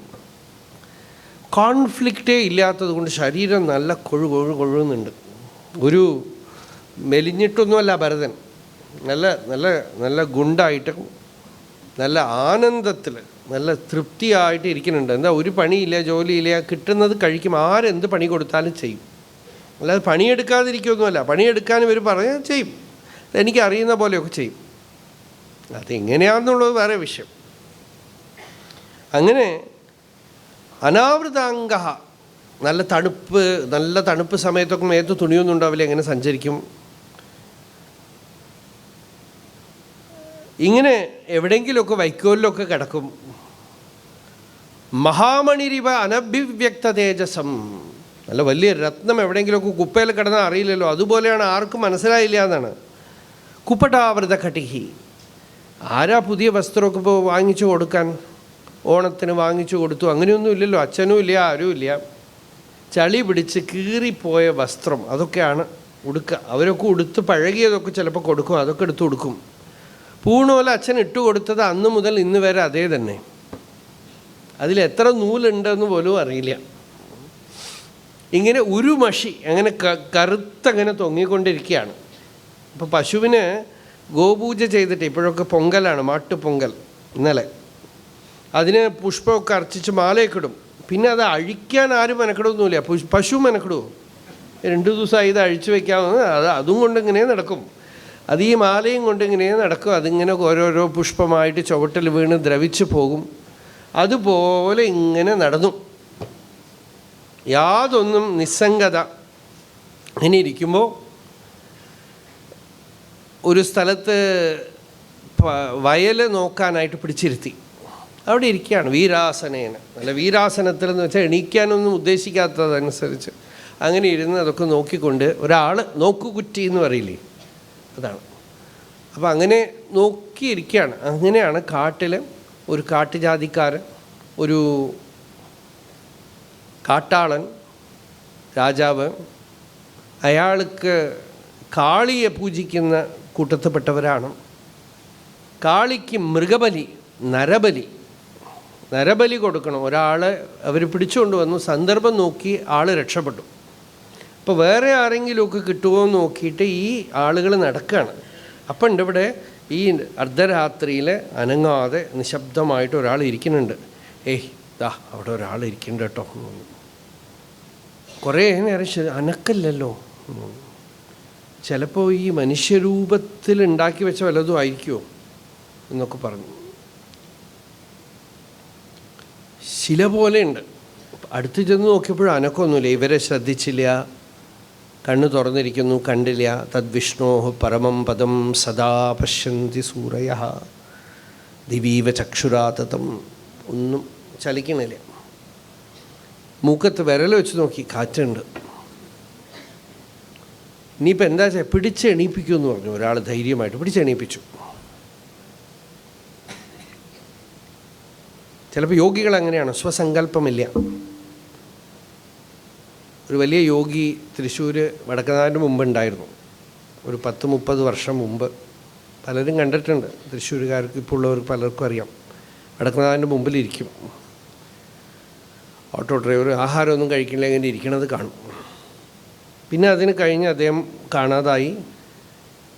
ഒരു ഈ കണ്ടത് 30 പോലുമല്ല, ഒരു 40-45 വർഷം മുമ്പ്. ഒരു 25 വർഷം മുമ്പ് അദ്ദേഹത്തിന് ഇവിടെ എവിടെയോ ഒരു സ്ഥലത്തൊരു ഗുരുവായൂർക്കടുത്തായിട്ടൊരു വീട്ടിൽ എന്നെ കൂട്ടിക്കൊണ്ടുപോയി കാണിക്കുകയൊക്കെ ചെയ്തു.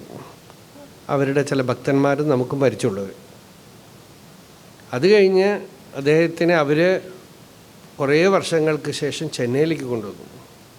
ചെന്നൈയിൽ കുറേ ഭക്തന്മാരും വലിയ ആളുകളൊക്കെ ഒന്ന് കാണുമായിരുന്നു. അദ്ദേഹം അങ്ങനെ ഇരിക്കും. എന്താണെന്ന് വെച്ചാൽ വയ്യ, നോക്കാൻ ആളില്ലാത്തതുകൊണ്ട് അദ്ദേഹത്തിനെ കൊണ്ടുവന്ന് വളർത്തി ശുശ്രൂഷിച്ചു കൊണ്ടിരുന്നൊരു വീട്ടിൽ.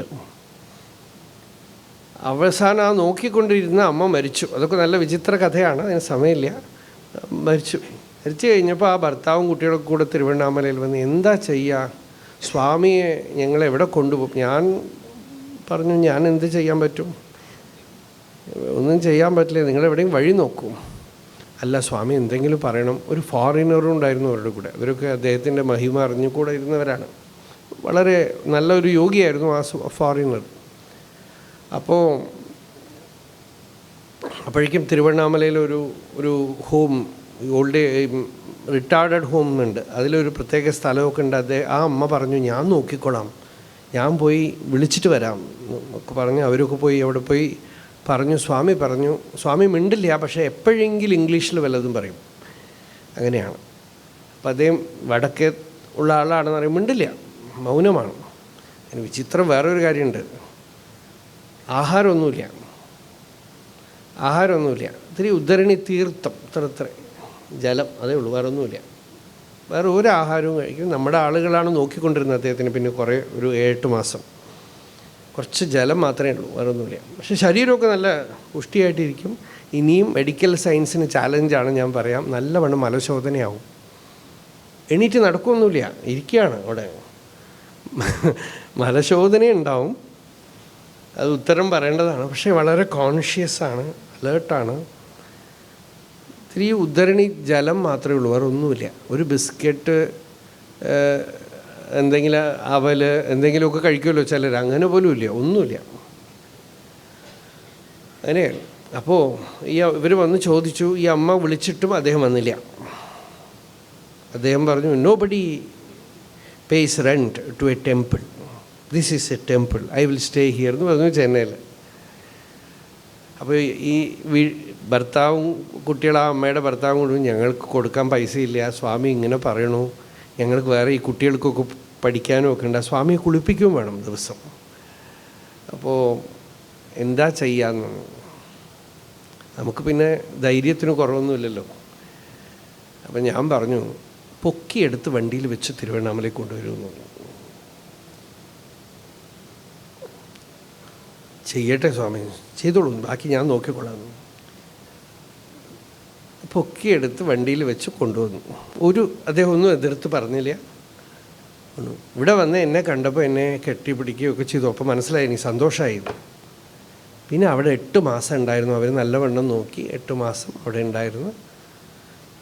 ഒരുപാട് പേര് അദ്ദേഹത്തിനെ ദർശിച്ചവരുണ്ട്. നല്ല നല്ല സന്നിധിയാണ്, മൗനമാണ്, എന്ത് സമ്പ്രദായമൊന്നും അറിയില്ല, അദ്ദേഹം മിണ്ടൊന്നുമില്ല, യോഗിയാണ്. അപൂർവം ചിലർക്കൊക്കെ ഉപദേശമൊക്കെ കൊടുത്തിട്ടുണ്ട്. ആ അമ്മയ്ക്കൊക്കെ നല്ലവണ്ണം അനുഗ്രഹമൊക്കെ ചെയ്തു പല വിധത്തിലും. അപ്പോൾ ഇങ്ങനെയൊക്കെ അദ്ദേഹത്തിന് സമാധിയൊക്കെ വെച്ചു. സമാധിയൊക്കെ വെച്ച് അമ്പലമൊക്കെ കെട്ടിയിട്ടുണ്ട് ഇപ്പോൾ അവിടെ അവർ. അപ്പോൾ ഈ അവധൂതന് സങ്കല്പമില്ല. അതിനാണ് സങ്കല്പമില്ല. സങ്കല്പമില്ലാതാണ് ഇരിക്കുന്നത്. ഇവർ പിടിച്ച് പൊക്കിയപ്പോൾ അവരുടെ കൂടെ പോന്നു. ഭദ്രകാളിയുടെ അവിടേക്ക് കൊണ്ടുപോയി ജഡഭരതനെ.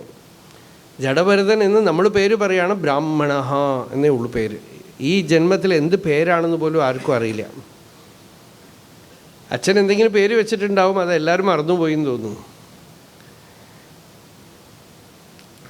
ജഡഭരതൻ പേരൊന്നും അറിയില്ല. ഇപ്പോൾ പല ആളുകൾക്കും അതാണ്. പരമേശ്വരൻ എന്ന് വെച്ച് പമ്മു എന്ന് വിളിക്കും, നാരായണൻ എന്ന് വെച്ച് നാണു എന്ന് വിളിക്കും. കുറേ കഴിഞ്ഞാൽ പേര് മറന്നു പോകും. ചില ആൾ എന്താ പേര്, എന്തോ പേരുണ്ട് എന്ന് പറയും. ചിലർ അവരവരുടെ പേര് തന്നെ എങ്ങനെയാണ് പറയുന്നത്. കാരണം വലിയ ആന്ധ്രദേശത്തിലൊക്കെ ആകുമ്പോൾ രാജശേഖര, ശേഷാദ്രി, അഹിരാജൻ എന്നൊക്കെ പറഞ്ഞ ഒരാൾക്ക് പേരുണ്ട്. ഇത്രയൊക്കെ ആരും ഓർമ്മ വെച്ചുകൊണ്ടെങ്കിൽ അവനവന് തന്നെ ഓർമ്മ ഉണ്ടാവില്ല. പ്രത്യേകിച്ച് സന്യാസികളുടെ പേരൊക്കെ എന്തെങ്കിലും സ്വാമിയായിട്ട് നമ്മൾ ചുരുക്കാൻ കാരണം പേര് പറയാനുള്ള ബുദ്ധിമുട്ടുണ്ടാകും. അപ്പോൾ മറന്നുപോകും.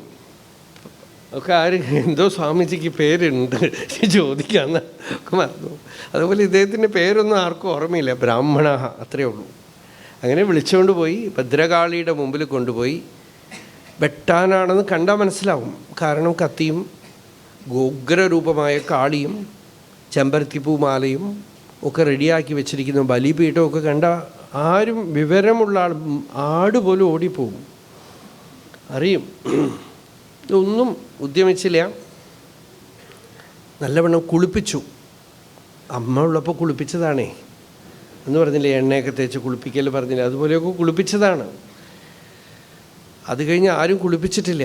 ഭംഗിയായിട്ട് കുളിപ്പിച്ച് വൃത്തിയാക്കി വെടുപ്പാക്കി. അപ്പോഴാണ് അറിയണത് ഈ ബംഗാരു കാമാക്ഷി പോലെ കറുപ്പായിട്ട് ഇരുന്നത് മുഴുവൻ പോയൊക്കെ സ്വർണ്ണ കളറിലായി പോകും. സ്വർണ്ണമാണല്ലേ എന്നറിഞ്ഞത് അങ്ങനെയാണ്.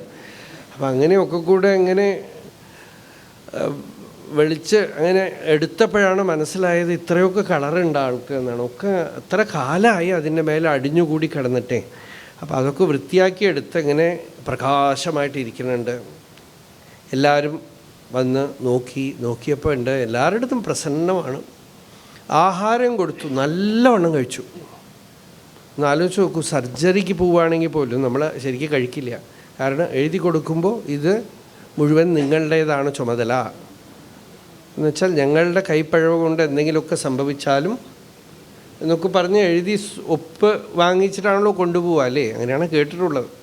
അപ്പോൾ അവിടെ പോലും നമ്മൾ ആഹാരമൊന്നും കഴിക്കില്ലല്ലോ. ഇത് സുഖമായിട്ട് ശാപ്പാട് കഴിച്ചു. അത് കഴിഞ്ഞ് ആ ബലിപീഠത്തിൽ കൊണ്ട് ചെന്ന് ഇരുത്തി ചെമ്പരത്തിമാലയൊക്കെ ഇട്ട് ഇവർ ഡാൻസ് കളിക്കാനൊക്കെ തുടങ്ങി.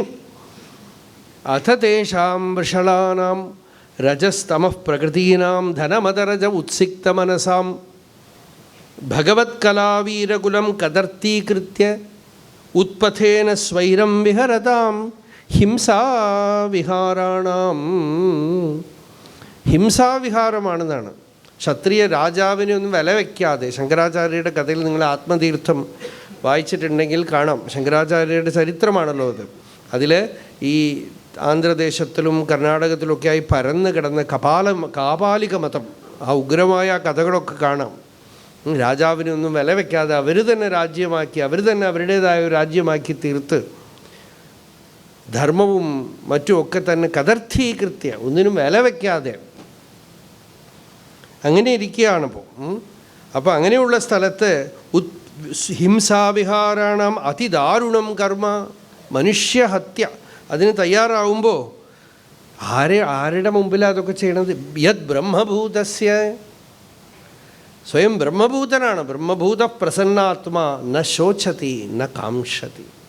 ബ്രഹ്മഭൂതൻ ശോചിക്കുന്നില്ല, ഒന്നും ആഗ്രഹിക്കുന്നില്ല.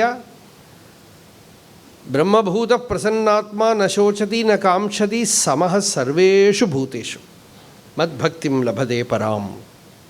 സർവഭൂതങ്ങളിലും ആത്മാവിനെ ദർശിക്കുന്നത് കൊണ്ട് പരമമായ ആനന്ദത്തിലിരിക്കുകയാണ്, ശാന്തമായിട്ട്. അതുകൊണ്ട് ബ്രഹ്മഭൂതസ്യ സാക്ഷാത് ബ്രഹ്മർഷിസുതസ്യ, ബ്രഹ്മർഷിയുടെ പുത്രനാണ്, അങ്കിരസഗോത്രോത്പന്നനാണ്. നിർവൈരസ്യ, ആരോടും വെറുപ്പില്ല. സർവഭൂത സുഹൃദ, എല്ലാവർക്കും ഫ്രണ്ടാണ്, സുഹൃത്താണ്. സൂനായാമപി അനനുമതമാലംബനം തതുപലഭ്യ. നമുക്കിവിടെ മനസ്സിലാവണം ശങ്കരാചാര്യരുടെ കഥ തന്നെ അല്ലേ? എന്താ പേര്, ഭൈരവൻ കൊണ്ടുപോയിട്ട്, അതൊക്കെ ഇവിടെ ഈ ഇതിൽ വരുന്ന കഥകളാണ്. തലവെട്ടാനായിട്ട് പ്രാർത്ഥിച്ച് കൂട്ടിക്കൊണ്ടുപോയി, ഗംഭീരമായിട്ട് എഴുന്നേറ്റ് കൂടെ പോയി, ഭയമൊന്നുമില്ല, ഗംഭീരമായി കൂടെ പോയി അവിടെ ചെന്നിരുന്നു. പത്മപാദർക്ക് അപ്പോഴാണ് നരസിംഹ ആവിർഭാവം ഉണ്ടായ കഥയൊക്കെ നമുക്കറിയാം. അപ്പോൾ യാതൊന്നിലും മൃത്യുഹു യസ്യ ഉപസേചനം, മൃത്യു എന്ന് പറയുന്നത് അയാളെ സംബന്ധിച്ചിടത്തോളം ജീവിതത്തിൽ പല അനുഭവങ്ങളുടെ കൂട്ടത്തിൽ ഒരു അനുഭവം അത്രയേ ഉള്ളൂ. ഭയമില്ല എന്നാണ്. മൃത്യുഹു യസ്യ ഉപസേചനം യസ്യ ബ്രഹ്മചക്ഷത്രം ച ഉഭേ ഭവത ഓദനഃ മൃത്യുഹു യസ്യ ഉപസേചനം. ശ്രുതി പറഞ്ഞു മൃത്യു വെറും ഒരു തൊട്ടുകൂട്ടാനുള്ള ഒരു കറി പോലെയാണെന്നാണ്. അങ്ങനെ ഇരിക്കുന്ന ആ ബ്രഹ്മഭൂതനായ മഹർഷിയെ കണ്ട് കാളിക്ക് സഹിച്ചില്ല. കാളി അവിടെ ആവിർഭവിച്ചു, ഗംഭീരമായി ആവിർഭവിച്ചു. അമർഷരോഷാവേശ രഭസ വിലസിത ഭ്രുകുട്ടി വിടപ കുട്ടില ദംഷ്ട്രാരുണേക്ഷണാടോപാതി ഭയാനകവദന ഹന്തുകാമ ഇവ ഇതം മഹാ അട്ടഹാസം അതിസംരംഭേണ വിമുഞ്ചന്തി. ഘോരമായി ഗർജിച്ചുകൊണ്ട് സഹസാ ഉച്ചചാട സൈവദേവി ഭദ്രകാളി. അവിടെ നർത്തനം ചെയ്തു, ഇവരുടെ തലയൊക്കെ വെട്ടിക്കളഞ്ഞു. കന്തുകക്രീഡ ചെയ്തു എന്നാണ് കാളി അവിടെ. അത് കാണുമ്പോഴെങ്കിലും എന്തെങ്കിലും വികാരം വരികയോ, അവിടെ എഴുന്നേറ്റ് നിന്ന് അഷ്ടൗഭുജാംഗി മഹിഷസ്യമർദ്ദിനിയും ഒരു സ്തുതിയെങ്കിലുമൊക്കെ ചെയ്യണ്ടേ? തിരിഞ്ഞു പോലും നോക്കാതെ പോയി. കാളിക്ക് തന്നെ തോന്നി ഇത് എന്ത് ജന്മമാപ്പാത്, ഒരു താങ്ക്സ് ഇല്ല, ഒന്നുമില്ല. അദ്ദേഹം വിചാരിച്ചത് എങ്ങനെയാണപ്പോൾ മരണം എന്ന് വെച്ചാൽ ആവട്ടെ. ഇപ്പം എങ്ങനെ മരിച്ചാലെന്താ, അല്ലെ ഇപ്പം ആസ്പത്രിയിൽ പോയി ഇങ്ങനെ വിഷമിച്ചൊക്കെ കിടന്ന് മരിക്കണോ? ഒരു മിനിറ്റ് കൊണ്ട് കഴിയും. ഇപ്പോൾ ട്രെയിനിൽ തലവെക്കലെന്നൊക്കെ പറഞ്ഞ പോലെ ഒറ്റ വെട്ടൽ കഴിഞ്ഞു. നല്ല വലിയ ഉപകാരമാണ് ചെയ്യണത്. കാരണം ഇതിപ്പോൾ വെച്ചുകൊണ്ടിരുന്നിട്ട് ഇപ്പോൾ വലിയ പ്രയോജനമൊന്നുമില്ല, വീണാലും കുഴപ്പമൊന്നുമില്ല എന്നുള്ള മട്ടിലാണ് ഇരിക്കണത്. അപ്പോഴാണ് ഇവിടെ സഹസാ ഉച്ചചാട ജൈവദേവി ഭദ്രകാളി വെട്ടലും ഒക്കെ കഴിഞ്ഞു. അപ്പോൾ ഇനി എന്തോ പ്രാരബ്ധമുണ്ട്, ഇനിയും പ്രാരബ്ധമുണ്ട്. അവിടെ നിന്ന് എണീറ്റ് പോയി. നാരായണത്ത് പ്രാന്തൻ്റെ കഥയിലുണ്ടല്ലോ ഈ കാളിയുടെ, നാരായണത്ത് പ്രാന്തൻ്റെ കഥ. രാത്രി പോയി ശ്മശാനത്തിൽ പോയി ഭിക്ഷയെടുത്ത് കൊണ്ടുവരുന്ന അരിയൊക്കെ എവിടെയെങ്കിലുമൊക്കെ വെച്ച് പാചകം ചെയ്യും. അത് ചിലപ്പോൾ ശവത്തിലായിരിക്കും കിട്ടണത് തീ, അതിന് മേലെ വെച്ചു. ശവം കത്തിക്കൊണ്ടിരിക്കണതിൻ്റെ കൂടെ ചോറിങ്ങനെ വേഗമാണ്. അപ്പോൾ അവിടെ കിടന്ന് കുറച്ച് നേരം ഇത് വെന്തുകൊണ്ടിരിക്കുമ്പോൾ ഉറങ്ങുകയാണ്. അപ്പോഴാണ് കാളിയും കൂടെ ഉള്ളവരൊക്കെ ഡാഗിനി ശാഗിനി മുതലായിട്ടുള്ള ദേവതകളൊക്കെ ആയിട്ട് രാത്രി വന്ന് ശ്മശാനത്തിൽ എല്ലാവരും കൂടെ രാത്രി അവരുടെ ഡാൻസ്. നമ്മുടെ ആളുകൾ പലരും ഈ രാത്രി ഡാൻസ് കളിക്കണവർക്ക് നാണമില്ല. പക്ഷേ ഈ കാളിക്കൊക്കെ ഡാൻസ്, ഈ ഭൂതഗണങ്ങൾക്കൊക്കെ ഉണ്ടല്ലോ, രാത്രി മനുഷ്യനുണ്ടെങ്കിൽ അവർ കാണുന്ന വിധത്തിൽ ഡാൻസ് ചെയ്യാൻ പാടില്ല എന്നാണ്. അപ്പോൾ അവർ കണ്ടു അവിടെ ഒരു മനുഷ്യൻ കിടക്കണമെന്ന് കണ്ടു. അപ്പോൾ അവർ പറഞ്ഞു അത് ഒരു ശബ്ദിച്ചാൽ പോയിക്കോളൂ എന്ന് പറഞ്ഞു. ഇവരെന്ത് ശബ്ദിച്ചാലും അദ്ദേഹത്തിൻ്റെ കൂർക്കം വലി അതിനേക്കാളും മേലെയുണ്ട്. ഇവർ പറഞ്ഞു ഒന്നും അനക്കല്ല. തട്ടി വിളിച്ചു, എന്നിട്ട് ഘോരമായ ദംഷ്ട്ര കാണിച്ചു. ആ ശരി ഇങ്ങോട്ട് തിരിഞ്ഞു, നന്നായിട്ടുണ്ട് തോന്നുന്നു, ഇങ്ങനെ കിടന്നു.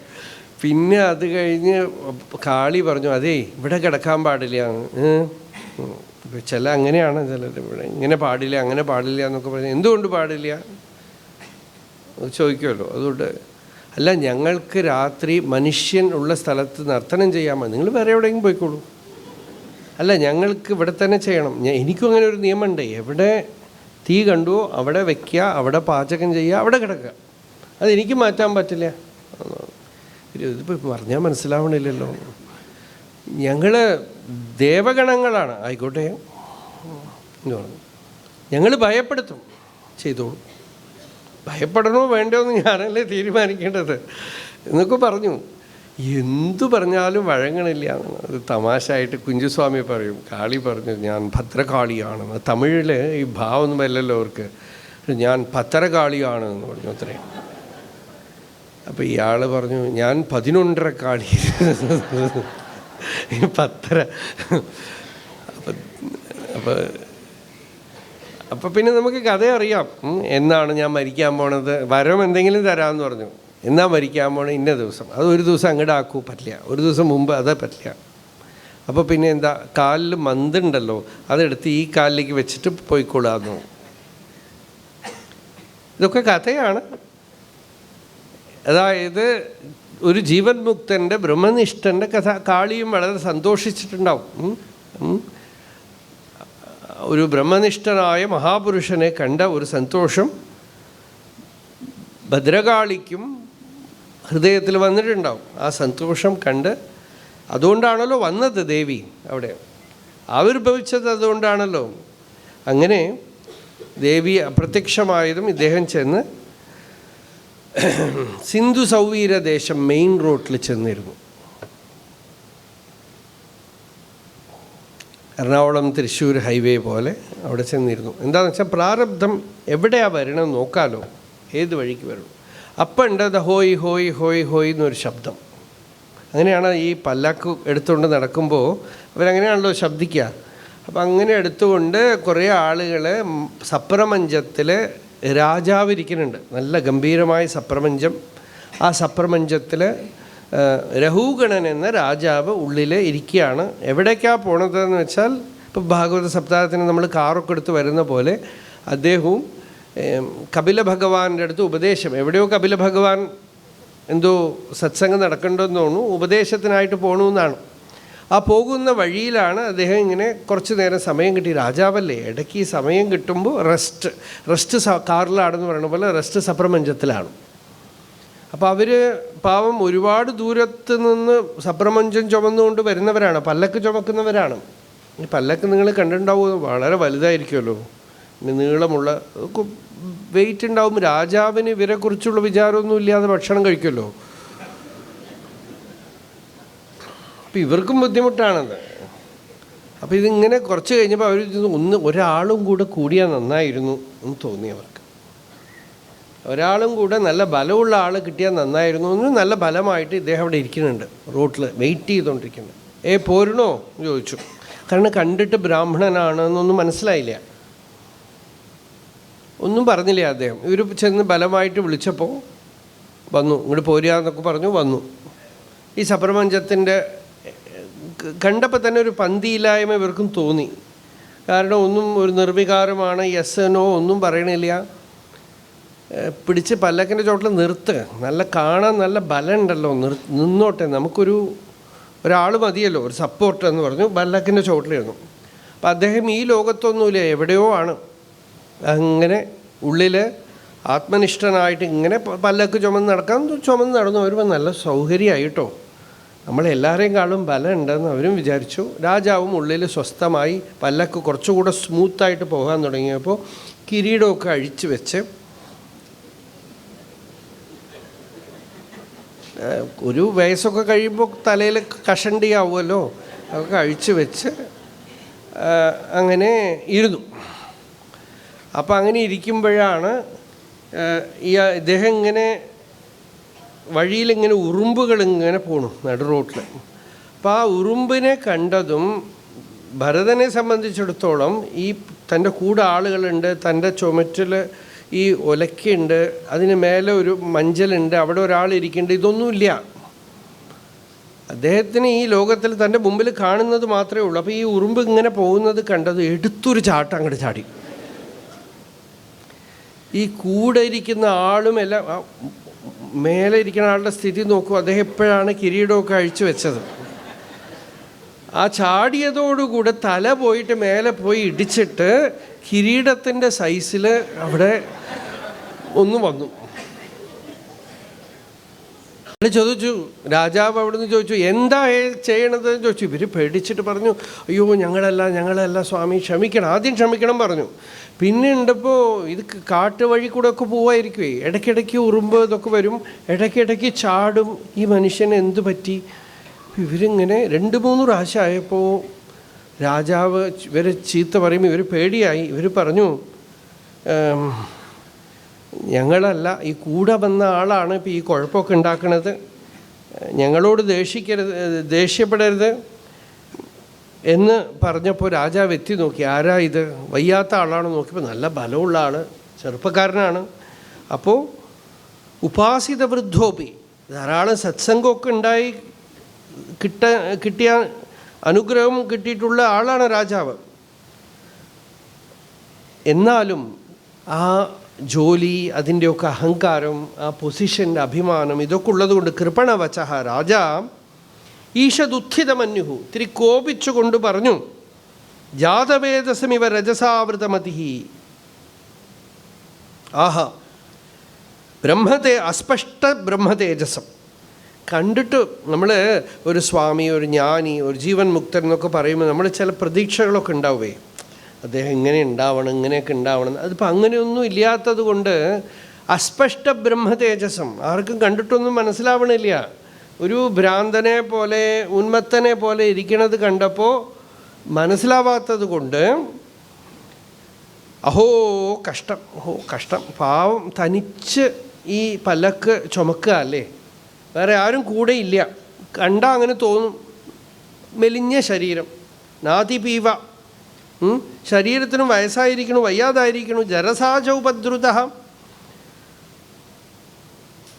ഇങ്ങനെയൊക്കെ പറയണമെങ്കിൽ രാജാവ് എവിടുത്തെ ആളായിരിക്കണം, ഏത് സ്റ്റേറ്റ് ആയിരിക്കണം എന്നൊക്കെ ചോദിക്കണം. സ്വാമി എന്നൊക്കെ വിളിക്കുമ്പോൾ തന്നെ അതിൻ്റെ ഒരു ടോണിൽ വ്യത്യാസം ഉണ്ടല്ലോ. അപ്പോൾ നമുക്കൊരു സംശയം തോന്നും, ഹേ സഖേ എന്ന് വിളിച്ചു, അപ്പോൾ മനസ്സിലായി.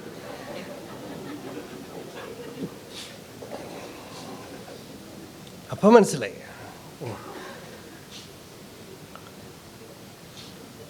അങ്ങനെയൊക്കെ വിളിച്ചു. ഏതേ സംഘട്ടിന ഇത് ബഹു വിപ്രലബ്ധോപി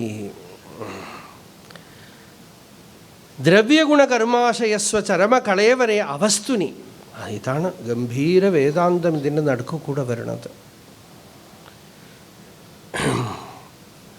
അശരീരസ്ഥിതിയാണ് ജ്ഞാനിക്ക്. അശരീരം ശരീരേഷു അനവസ്ഥേഷു അവസ്ഥിതം മഹാന്തം വിഭുമാത്മാനം മത്വാ ധീരോ ന ശോചതി. അശരീരമാണ് ആത്മജ്ഞാനിക്ക്. ശരീരം അശരീരമാണ്. അവിദ്യയാ രചിത ദ്രവ്യഗുണകർമാശയ സ്വചരമകളേവരെ. ചരമകളേവരെന്ന് വെച്ചാൽ അവസാനമായിട്ട് കിട്ടിയ ബോഡിയാണ്, ശരീരമാണ്. പക്ഷേ ദ്രവ്യഗുണകർമ്മ ആശയം, ദ്രവ്യം പഞ്ചഭൂതാത്മകമായ ദ്രവ്യങ്ങളൊക്കെ ഉണ്ട്, സത്വരജസ്തമോ ഗുണങ്ങളുണ്ട്, അതുകൊണ്ട് ചെയ്യപ്പെടുന്ന കർമ്മങ്ങളുണ്ട്. ഇതിനൊക്കെ മൂലമായിട്ടുള്ള ആശയം, വാസന, സ്വഭാവം, പ്രകൃതിയുണ്ട്. ഇതൊക്കെ തന്നെ മരുമരീചികയിൽ, മരുഭൂമിയിൽ കാണപ്പെടുന്ന വെള്ളം പോലെ കൽപ്പിതമാണെന്നാണ് ബ്രഹ്മനിഷ്ഠൻ. ഇത് വാസ്തവമല്ല. ഇങ്ങനെ ഉള്ള അഹം മമേതി അനധ്യാരോപിത മിഥ്യാപ്രത്യയ, നല്ലവണ്ണം വേദാന്തം അറിയണം. അതൊക്കെ അധ്യാരോപം എന്ന് വെച്ചാൽ കയറിൽ പാമ്പ് കാണുന്ന പോലെ കാണുക. ഇവിടെ അനധ്യാരോപിത മിഥ്യാപ്രത്യയ, ആ ബ്രഹ്മവസ്തുവിൽ ഇതൊന്നും ഇല്ലാന്ന് നല്ലവണ്ണം കാണുന്നത് കൊണ്ട് ബ്രഹ്മഭൂത, സ്വയം ആ ബ്രഹ്മമാണ് താൻ എന്നുള്ളതിൽ നിഷ്ഠയോടുകൂടെ ശിപികാം പൂർവവധുവാഹ, പഴയ പോലെ തന്നെ ഇതൊന്നും തന്നെയല്ല പറയണതെന്നുള്ള മട്ടിൽ അങ്ങനെ ആ മഞ്ചലിങ്ങനെ ചുമന്നുകൊണ്ട് നടന്നു. അപ്പോൾ വീണ്ടും അങ്ങോട്ടും ഇങ്ങോട്ടുമൊക്കെ പോണത് കണ്ടപ്പോൾ രാജാവിന് പറഞ്ഞാൽ തനിക്ക് മനസ്സിലാവില്ലേടോ. കിമരേ കിമിതമരേ ത്വം ജീവൻ മൃതോ വാ, എന്താ ചത്ത ശവം പോലെ നടക്കുക? ഞാൻ ആരാ അറിയോ? രാജാവാണ്. എൻ്റെ അനുശാസനം പറഞ്ഞ് കേട്ടിട്ട് പറഞ്ഞ് കേൾക്കാത്തവരാരും ഇതിൻ്റെ നടുക്കിരിക്കാൻ പാടില്ല. ഞാൻ പറയണതൊക്കെ അനുസരിക്കണമെന്നവരെ ഇവിടെ പാടുള്ളൂ. ഭർത്തൃശാസനം അതിചരസി, ഞാൻ നിങ്ങളുടെയൊക്കെ ഭർത്താവാണ്, നിങ്ങളെ ഭരിക്കുന്ന ആളാണ്, ഞാൻ പറയണത് നിങ്ങൾ കേൾക്കാതിരിക്കാൻ പാടുമോ? പറഞ്ഞാൽ കേൾക്കാൻ ാണ് പറയണത്. ഇങ്ങനെ ആരോടാണ് പറയണത് എന്ന് ഒരു വിചാരമില്ലാതെ അബദ്ധം പറയണ രാജാവിനെ കണ്ട് നരദേവ അഭിമാനിനം, ഞാൻ രാജാവാണെന്നുള്ള അഭിമാനത്തോടു കൂടി ഇരിക്കുന്ന ആള് രജസ തമസ അനുവിദ്ധേന മതേന തിരസ്കൃതാശേഷ ഭഗവത് പ്രിയനികേതം പണ്ഡിതമാനിനം, അങ്ങനെയൊക്കെയുള്ള ആ രാജാവിൻ്റെ അടുത്ത് സ ഭഗവാൻ ബ്രാഹ്മണ ബ്രഹ്മഭൂത സർവഭൂത സുഹൃദാത്മാ യോഗേശ്വരചര്യായാം നാദിവ്യുത്പന്നമതിം, യോഗേശ്വരന്മാരുടെ സ്ഥിതിയെക്കുറിച്ചൊന്നും മനസ്സിലാവാത്ത ഈ രാജാവിൻ്റെ അടുത്ത് ഒന്നും ഉത്തരം പറയാതെ ആദ്യം ഒന്ന് നോക്കി. ആ നോട്ടം തൻ്റെ മേലെ വീണപ്പോൾ തന്നെ രാജാവിൻ്റെ ഉള്ളിലൊരു കിടിലം വന്നു, ഒരു ത്രാസം വന്നു. അബദ്ധം പറ്റിയെന്ന് മനസ്സിലായി. കാരണം താൻ ആരോ മന്ദബുദ്ധിയാണെന്നും വിവരമില്ലാത്ത ആളാണെന്നും ഒക്കെ വിചാരിച്ചു. ആ ദൃഷ്ടിയിൽ ആകാശമാണ്, അനന്തതയാണ്, ജ്ഞാനനിഷ്ഠയാണ്, പൂർണ്ണബ്രഹ്മനിഷ്ഠയാണ്. രാജാവ് അല്പമൊന്ന് ഉള്ളിലൊന്ന് നടുങ്ങി. രാജാവിനോട് പറഞ്ഞു, ഞാൻ ശരീരമല്ല, ഞാനൊന്നും ചെയ്യുന്നില്ല, ചെയ്യുന്ന ആൾക്കാണ് പ്രവൃത്തി. വ്യാധി ആദി ഇതൊക്കെ ശരീരത്തിനും മനസ്സിനും ഒക്കെ ഉള്ളതാണ്. പോവുക വരിക ഇതൊക്കെ കൈയും കാലും ശരീരമൊക്കെ കൂടെ ചെയ്യുന്നതാണ്. ഞാൻ ശരീരമല്ല. തടിച്ചിരിക്കുക മെലിഞ്ഞിരിക്കുക ഇതൊക്കെ ശരീരത്തിനാണ്, ഞാൻ ശരീരമല്ല.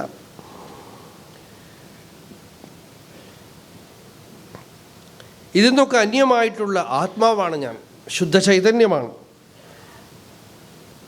ജീവൻ മൃതത്വം, ചൈതന്യം നിത്യപ്രകാശമാണ്, ശരീരം നിത്യവൃത്തമാണ്. ഇത് രണ്ടും കൂടെ ചേരുകയില്ല. അവിദ്യ കൊണ്ട് ഹൃദയഗ്രന്ഥിയാണ് ഇതിങ്ങനെ തോന്നുന്നത്. നീ എന്തോ രാജാവാണെന്ന് പറഞ്ഞോളൂ. ആര് രാജാവ്? ആര് ഭരിക്കുന്നു? ഈ ലോകവ്യവഹാരത്തിൽ അവിദ്യ കൊണ്ട് ഇന്ന ആൾ മേലെ ഇന്ന ആൾ ചുവട്ടിൽ നിന്നൊക്കെ വേണം, ഇങ്ങനെയൊക്കെ ആണെങ്കിലേ പല കാര്യങ്ങളും നടക്കുകയുള്ളൂ. പക്ഷേ അത് ലോകം മുഴുവനും അവിദ്യാമയമായതുകൊണ്ടാണ് ഇങ്ങനത്തെ സിസ്റ്റമൊക്കെ വേണ്ടി വരുന്നത്. ലോകത്തിലത് വേണ്ടതെന്ന് വെച്ചാൽ വേണം, അതില്ലാതെ കാര്യം നടക്കില്ല. പക്ഷേ അതുണ്ടെങ്കിൽ ഞാനും വരില്ല, അതാണ് കുഴപ്പം. ലോകത്തിലാണെങ്കിലോ ഈ ഉച്ചനീചഭാവങ്ങളൊക്കെ ഇല്ലാതെ കാര്യം നടക്കില്ല. ഉച്ചനീചഭാവങ്ങളൊക്കെ മാറ്റിക്കഴിഞ്ഞാൽ വേറെ എവിടെയെങ്കിലുമൊക്കെ പോയി നിൽക്കും. ജാതി എന്നുള്ളതിൽ നിന്ന് മാറ്റിക്കഴിഞ്ഞാൽ രാഷ്ട്രീയത്തിൽ പോയി നിൽക്കും. ഉച്ചനീചഭാവം പാടില്ല എന്ന് പറയുന്ന ആൾ മന്ത്രിയായി കഴിഞ്ഞാൽ അയാളുടെ അടുത്തേക്ക് ആർക്കും പോകാൻ പറ്റില്ല. അയാൾ നടക്കുന്ന റോഡിൽ കൂടെ ആരും നടക്കാൻ പാടില്ല. എന്താ അവിടെ മാത്രം ഈ വിശേഷം? എല്ലാവരെയും പോലെ നടന്നു വരൂ. തനിക്ക് മാത്രം എന്തിനാ ഈ കാറും സെക്യൂരിറ്റിയും ഗാർഡും ഒക്കെ? അപ്പോൾ എനിക്ക് എൻ്റെ ചില മന്ത്രിയല്ല, അതുപോലെ മറ്റുള്ളവർക്കും ആയിക്കൂടെ?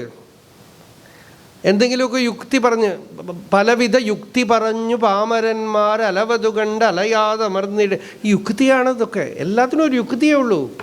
ഈ ഭേദത്തിനൊക്കെ നമ്മൾ ഓരോ യുക്തി പറയും.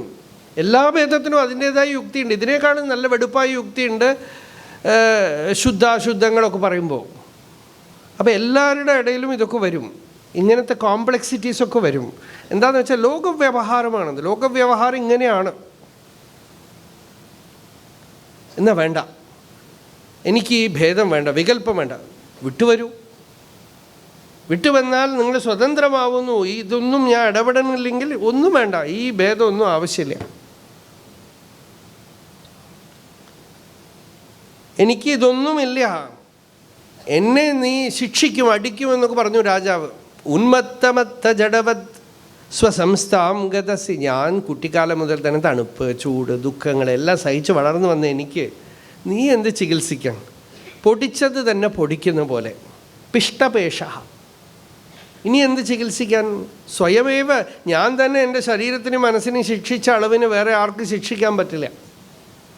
ഇത്രയൊക്കെ പറഞ്ഞു കഴിഞ്ഞപ്പോൾ രാജാവിൻ്റെ ചോദ്യത്തിന് ഉത്തരം എന്ന രീതിയിൽ കുറേ കാര്യങ്ങൾ ഇങ്ങനെ പറഞ്ഞപ്പോൾ സിന്ധു സൗവീരപതി ഹൃദയഗ്രന്ഥി വിമോചനം ദ്വിജവച ആശ്രിത്യ, ഹൃദയഗ്രന്ഥി ഭേദനം ഉണ്ടാക്കുന്ന വിധത്തിലുള്ള ആ വാക്കുകൾ കേട്ടിട്ട് ബഹുയോഗഗ്രന്ഥസമ്മതം, ധാരാളം പഠിച്ചിട്ടുണ്ട് അദ്ദേഹം. അപ്പോൾ യോഗഗ്രന്ഥങ്ങളിലൊക്കെ പറയുന്ന കാര്യങ്ങളാണെന്നൊക്കെ അറിഞ്ഞ് വേഗം ചാടി ചുവട്ടിൽ വന്ന് വീണ് നമസ്കരിച്ചു. ഭഗവാനെ ആരാണോ അവിടുന്ന്?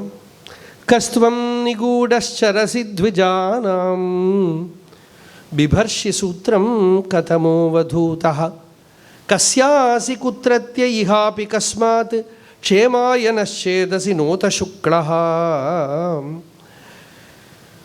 എനിക്ക് ബ്രഹ്മാദി ദേവതകളെ ഒന്നും ഭയമില്ല, അവരുടെ ആയുധങ്ങളൊന്നും ഞാൻ ഭയപ്പെടുന്നില്ല. പക്ഷേ ഒരു ബ്രഹ്മകുലാപമാനം, ജ്ഞാനിയായ ജീവൻ മുക്തനായ ഒരു ബ്രാഹ്മണന് എന്തെങ്കിലുമൊക്കെ അപചാരം ചെയ്യുന്നത് ചിന്തിച്ചാൽ എനിക്ക് ഭയം തോന്നുന്നു. അതുകൊണ്ട് ഭഗവാനെ പറയൂ, ബ്രൂഹി അസംഗ ജഡവൻ നിഗൂഢ വിജ്ഞാനവീരോ വിചരസ്യ അപാരഃ വചാംസി യോഗഗ്രഥിതാനി സാധോ നഃ ക്ഷമന്തെ മനസാ ബിഭേത്തും. ഇതിൻ്റെ മർമ്മം അറിയാനുള്ള ശക്തി എനിക്കില്ല ഭഗവാനെ. അതുകൊണ്ട് ഞാൻ യോഗേശ്വരനായ കപിലനിൽ നിന്നും ആത്മവിദ്യ അറിയാൻ വേണ്ടി പുറപ്പെട്ട ആളാണ്. എനിക്ക് അവിടുന്ന് തന്നെ എനിക്ക് പറഞ്ഞു തരണം. സാക്ഷാത് ഹരിം ജ്ഞാനകലാവതീർണം, ജ്ഞാനകലാവതീർണനായ കപിലനിൽ നിന്നും അറിയാൻ പുറപ്പെട്ട ആളാണ്. അതുകൊണ്ട് എനിക്ക് പറഞ്ഞു തരൂ എന്നൊക്കെ പറഞ്ഞ്, അങ്ങ് കപിലൻ തന്നെയാണോ, സനത് കുമാരാദികളാണോ, ആരാണ് അവിടുന്ന് എന്ന് ചോദിച്ചു. ഒന്നും മിണ്ടിയില്ല. പിന്നെയും ചില ചോദ്യങ്ങൾ ചോദിച്ചു, ഉത്തരം പറഞ്ഞു. ഈ ഉപദേശഭാഗത്തിന് നമ്മൾ നാളെ രാവിലെ കുറച്ച് നേരം ഒരു 10-20 മിനിറ്റ് പറഞ്ഞിട്ട് പിന്നെ പാരായണം ചെയ്യുന്നതിൻ്റെ ഇടയിൽ കൂടെ തന്നെ കുറച്ച് പറയാം രാവിലെ. കാരണം വളരെ ഗംഭീരമായ ഉപദേശങ്ങളാണ്. അത് രാവിലെ കുറച്ച് പറഞ്ഞിട്ട് പിന്നെ പതിവ് പോലെയുള്ള വിഷയങ്ങളിലേക്ക് കിടക്കാം. ഇപ്പം സമയമായി. നരസിംഹാവതാരം പാരായണം ചെയ്യണം സന്ധ്യ സമയത്തിൽ. അത് കഴിഞ്ഞിട്ട് 7 മണിയാവുമ്പോഴേക്കും 7 മണിയാവും എങ്ങനെയും പൂർണിമ ഹരികഥ സത്സംഗം. അപ്പോഴേക്കും എല്ലാവരും ഒന്ന് കൈകാല് കഴുകി സന്ധ്യാനുഷ്ഠാനം കഴിഞ്ഞ് വരാനുള്ള സമയം ഉണ്ടാവും എല്ലാവർക്കും.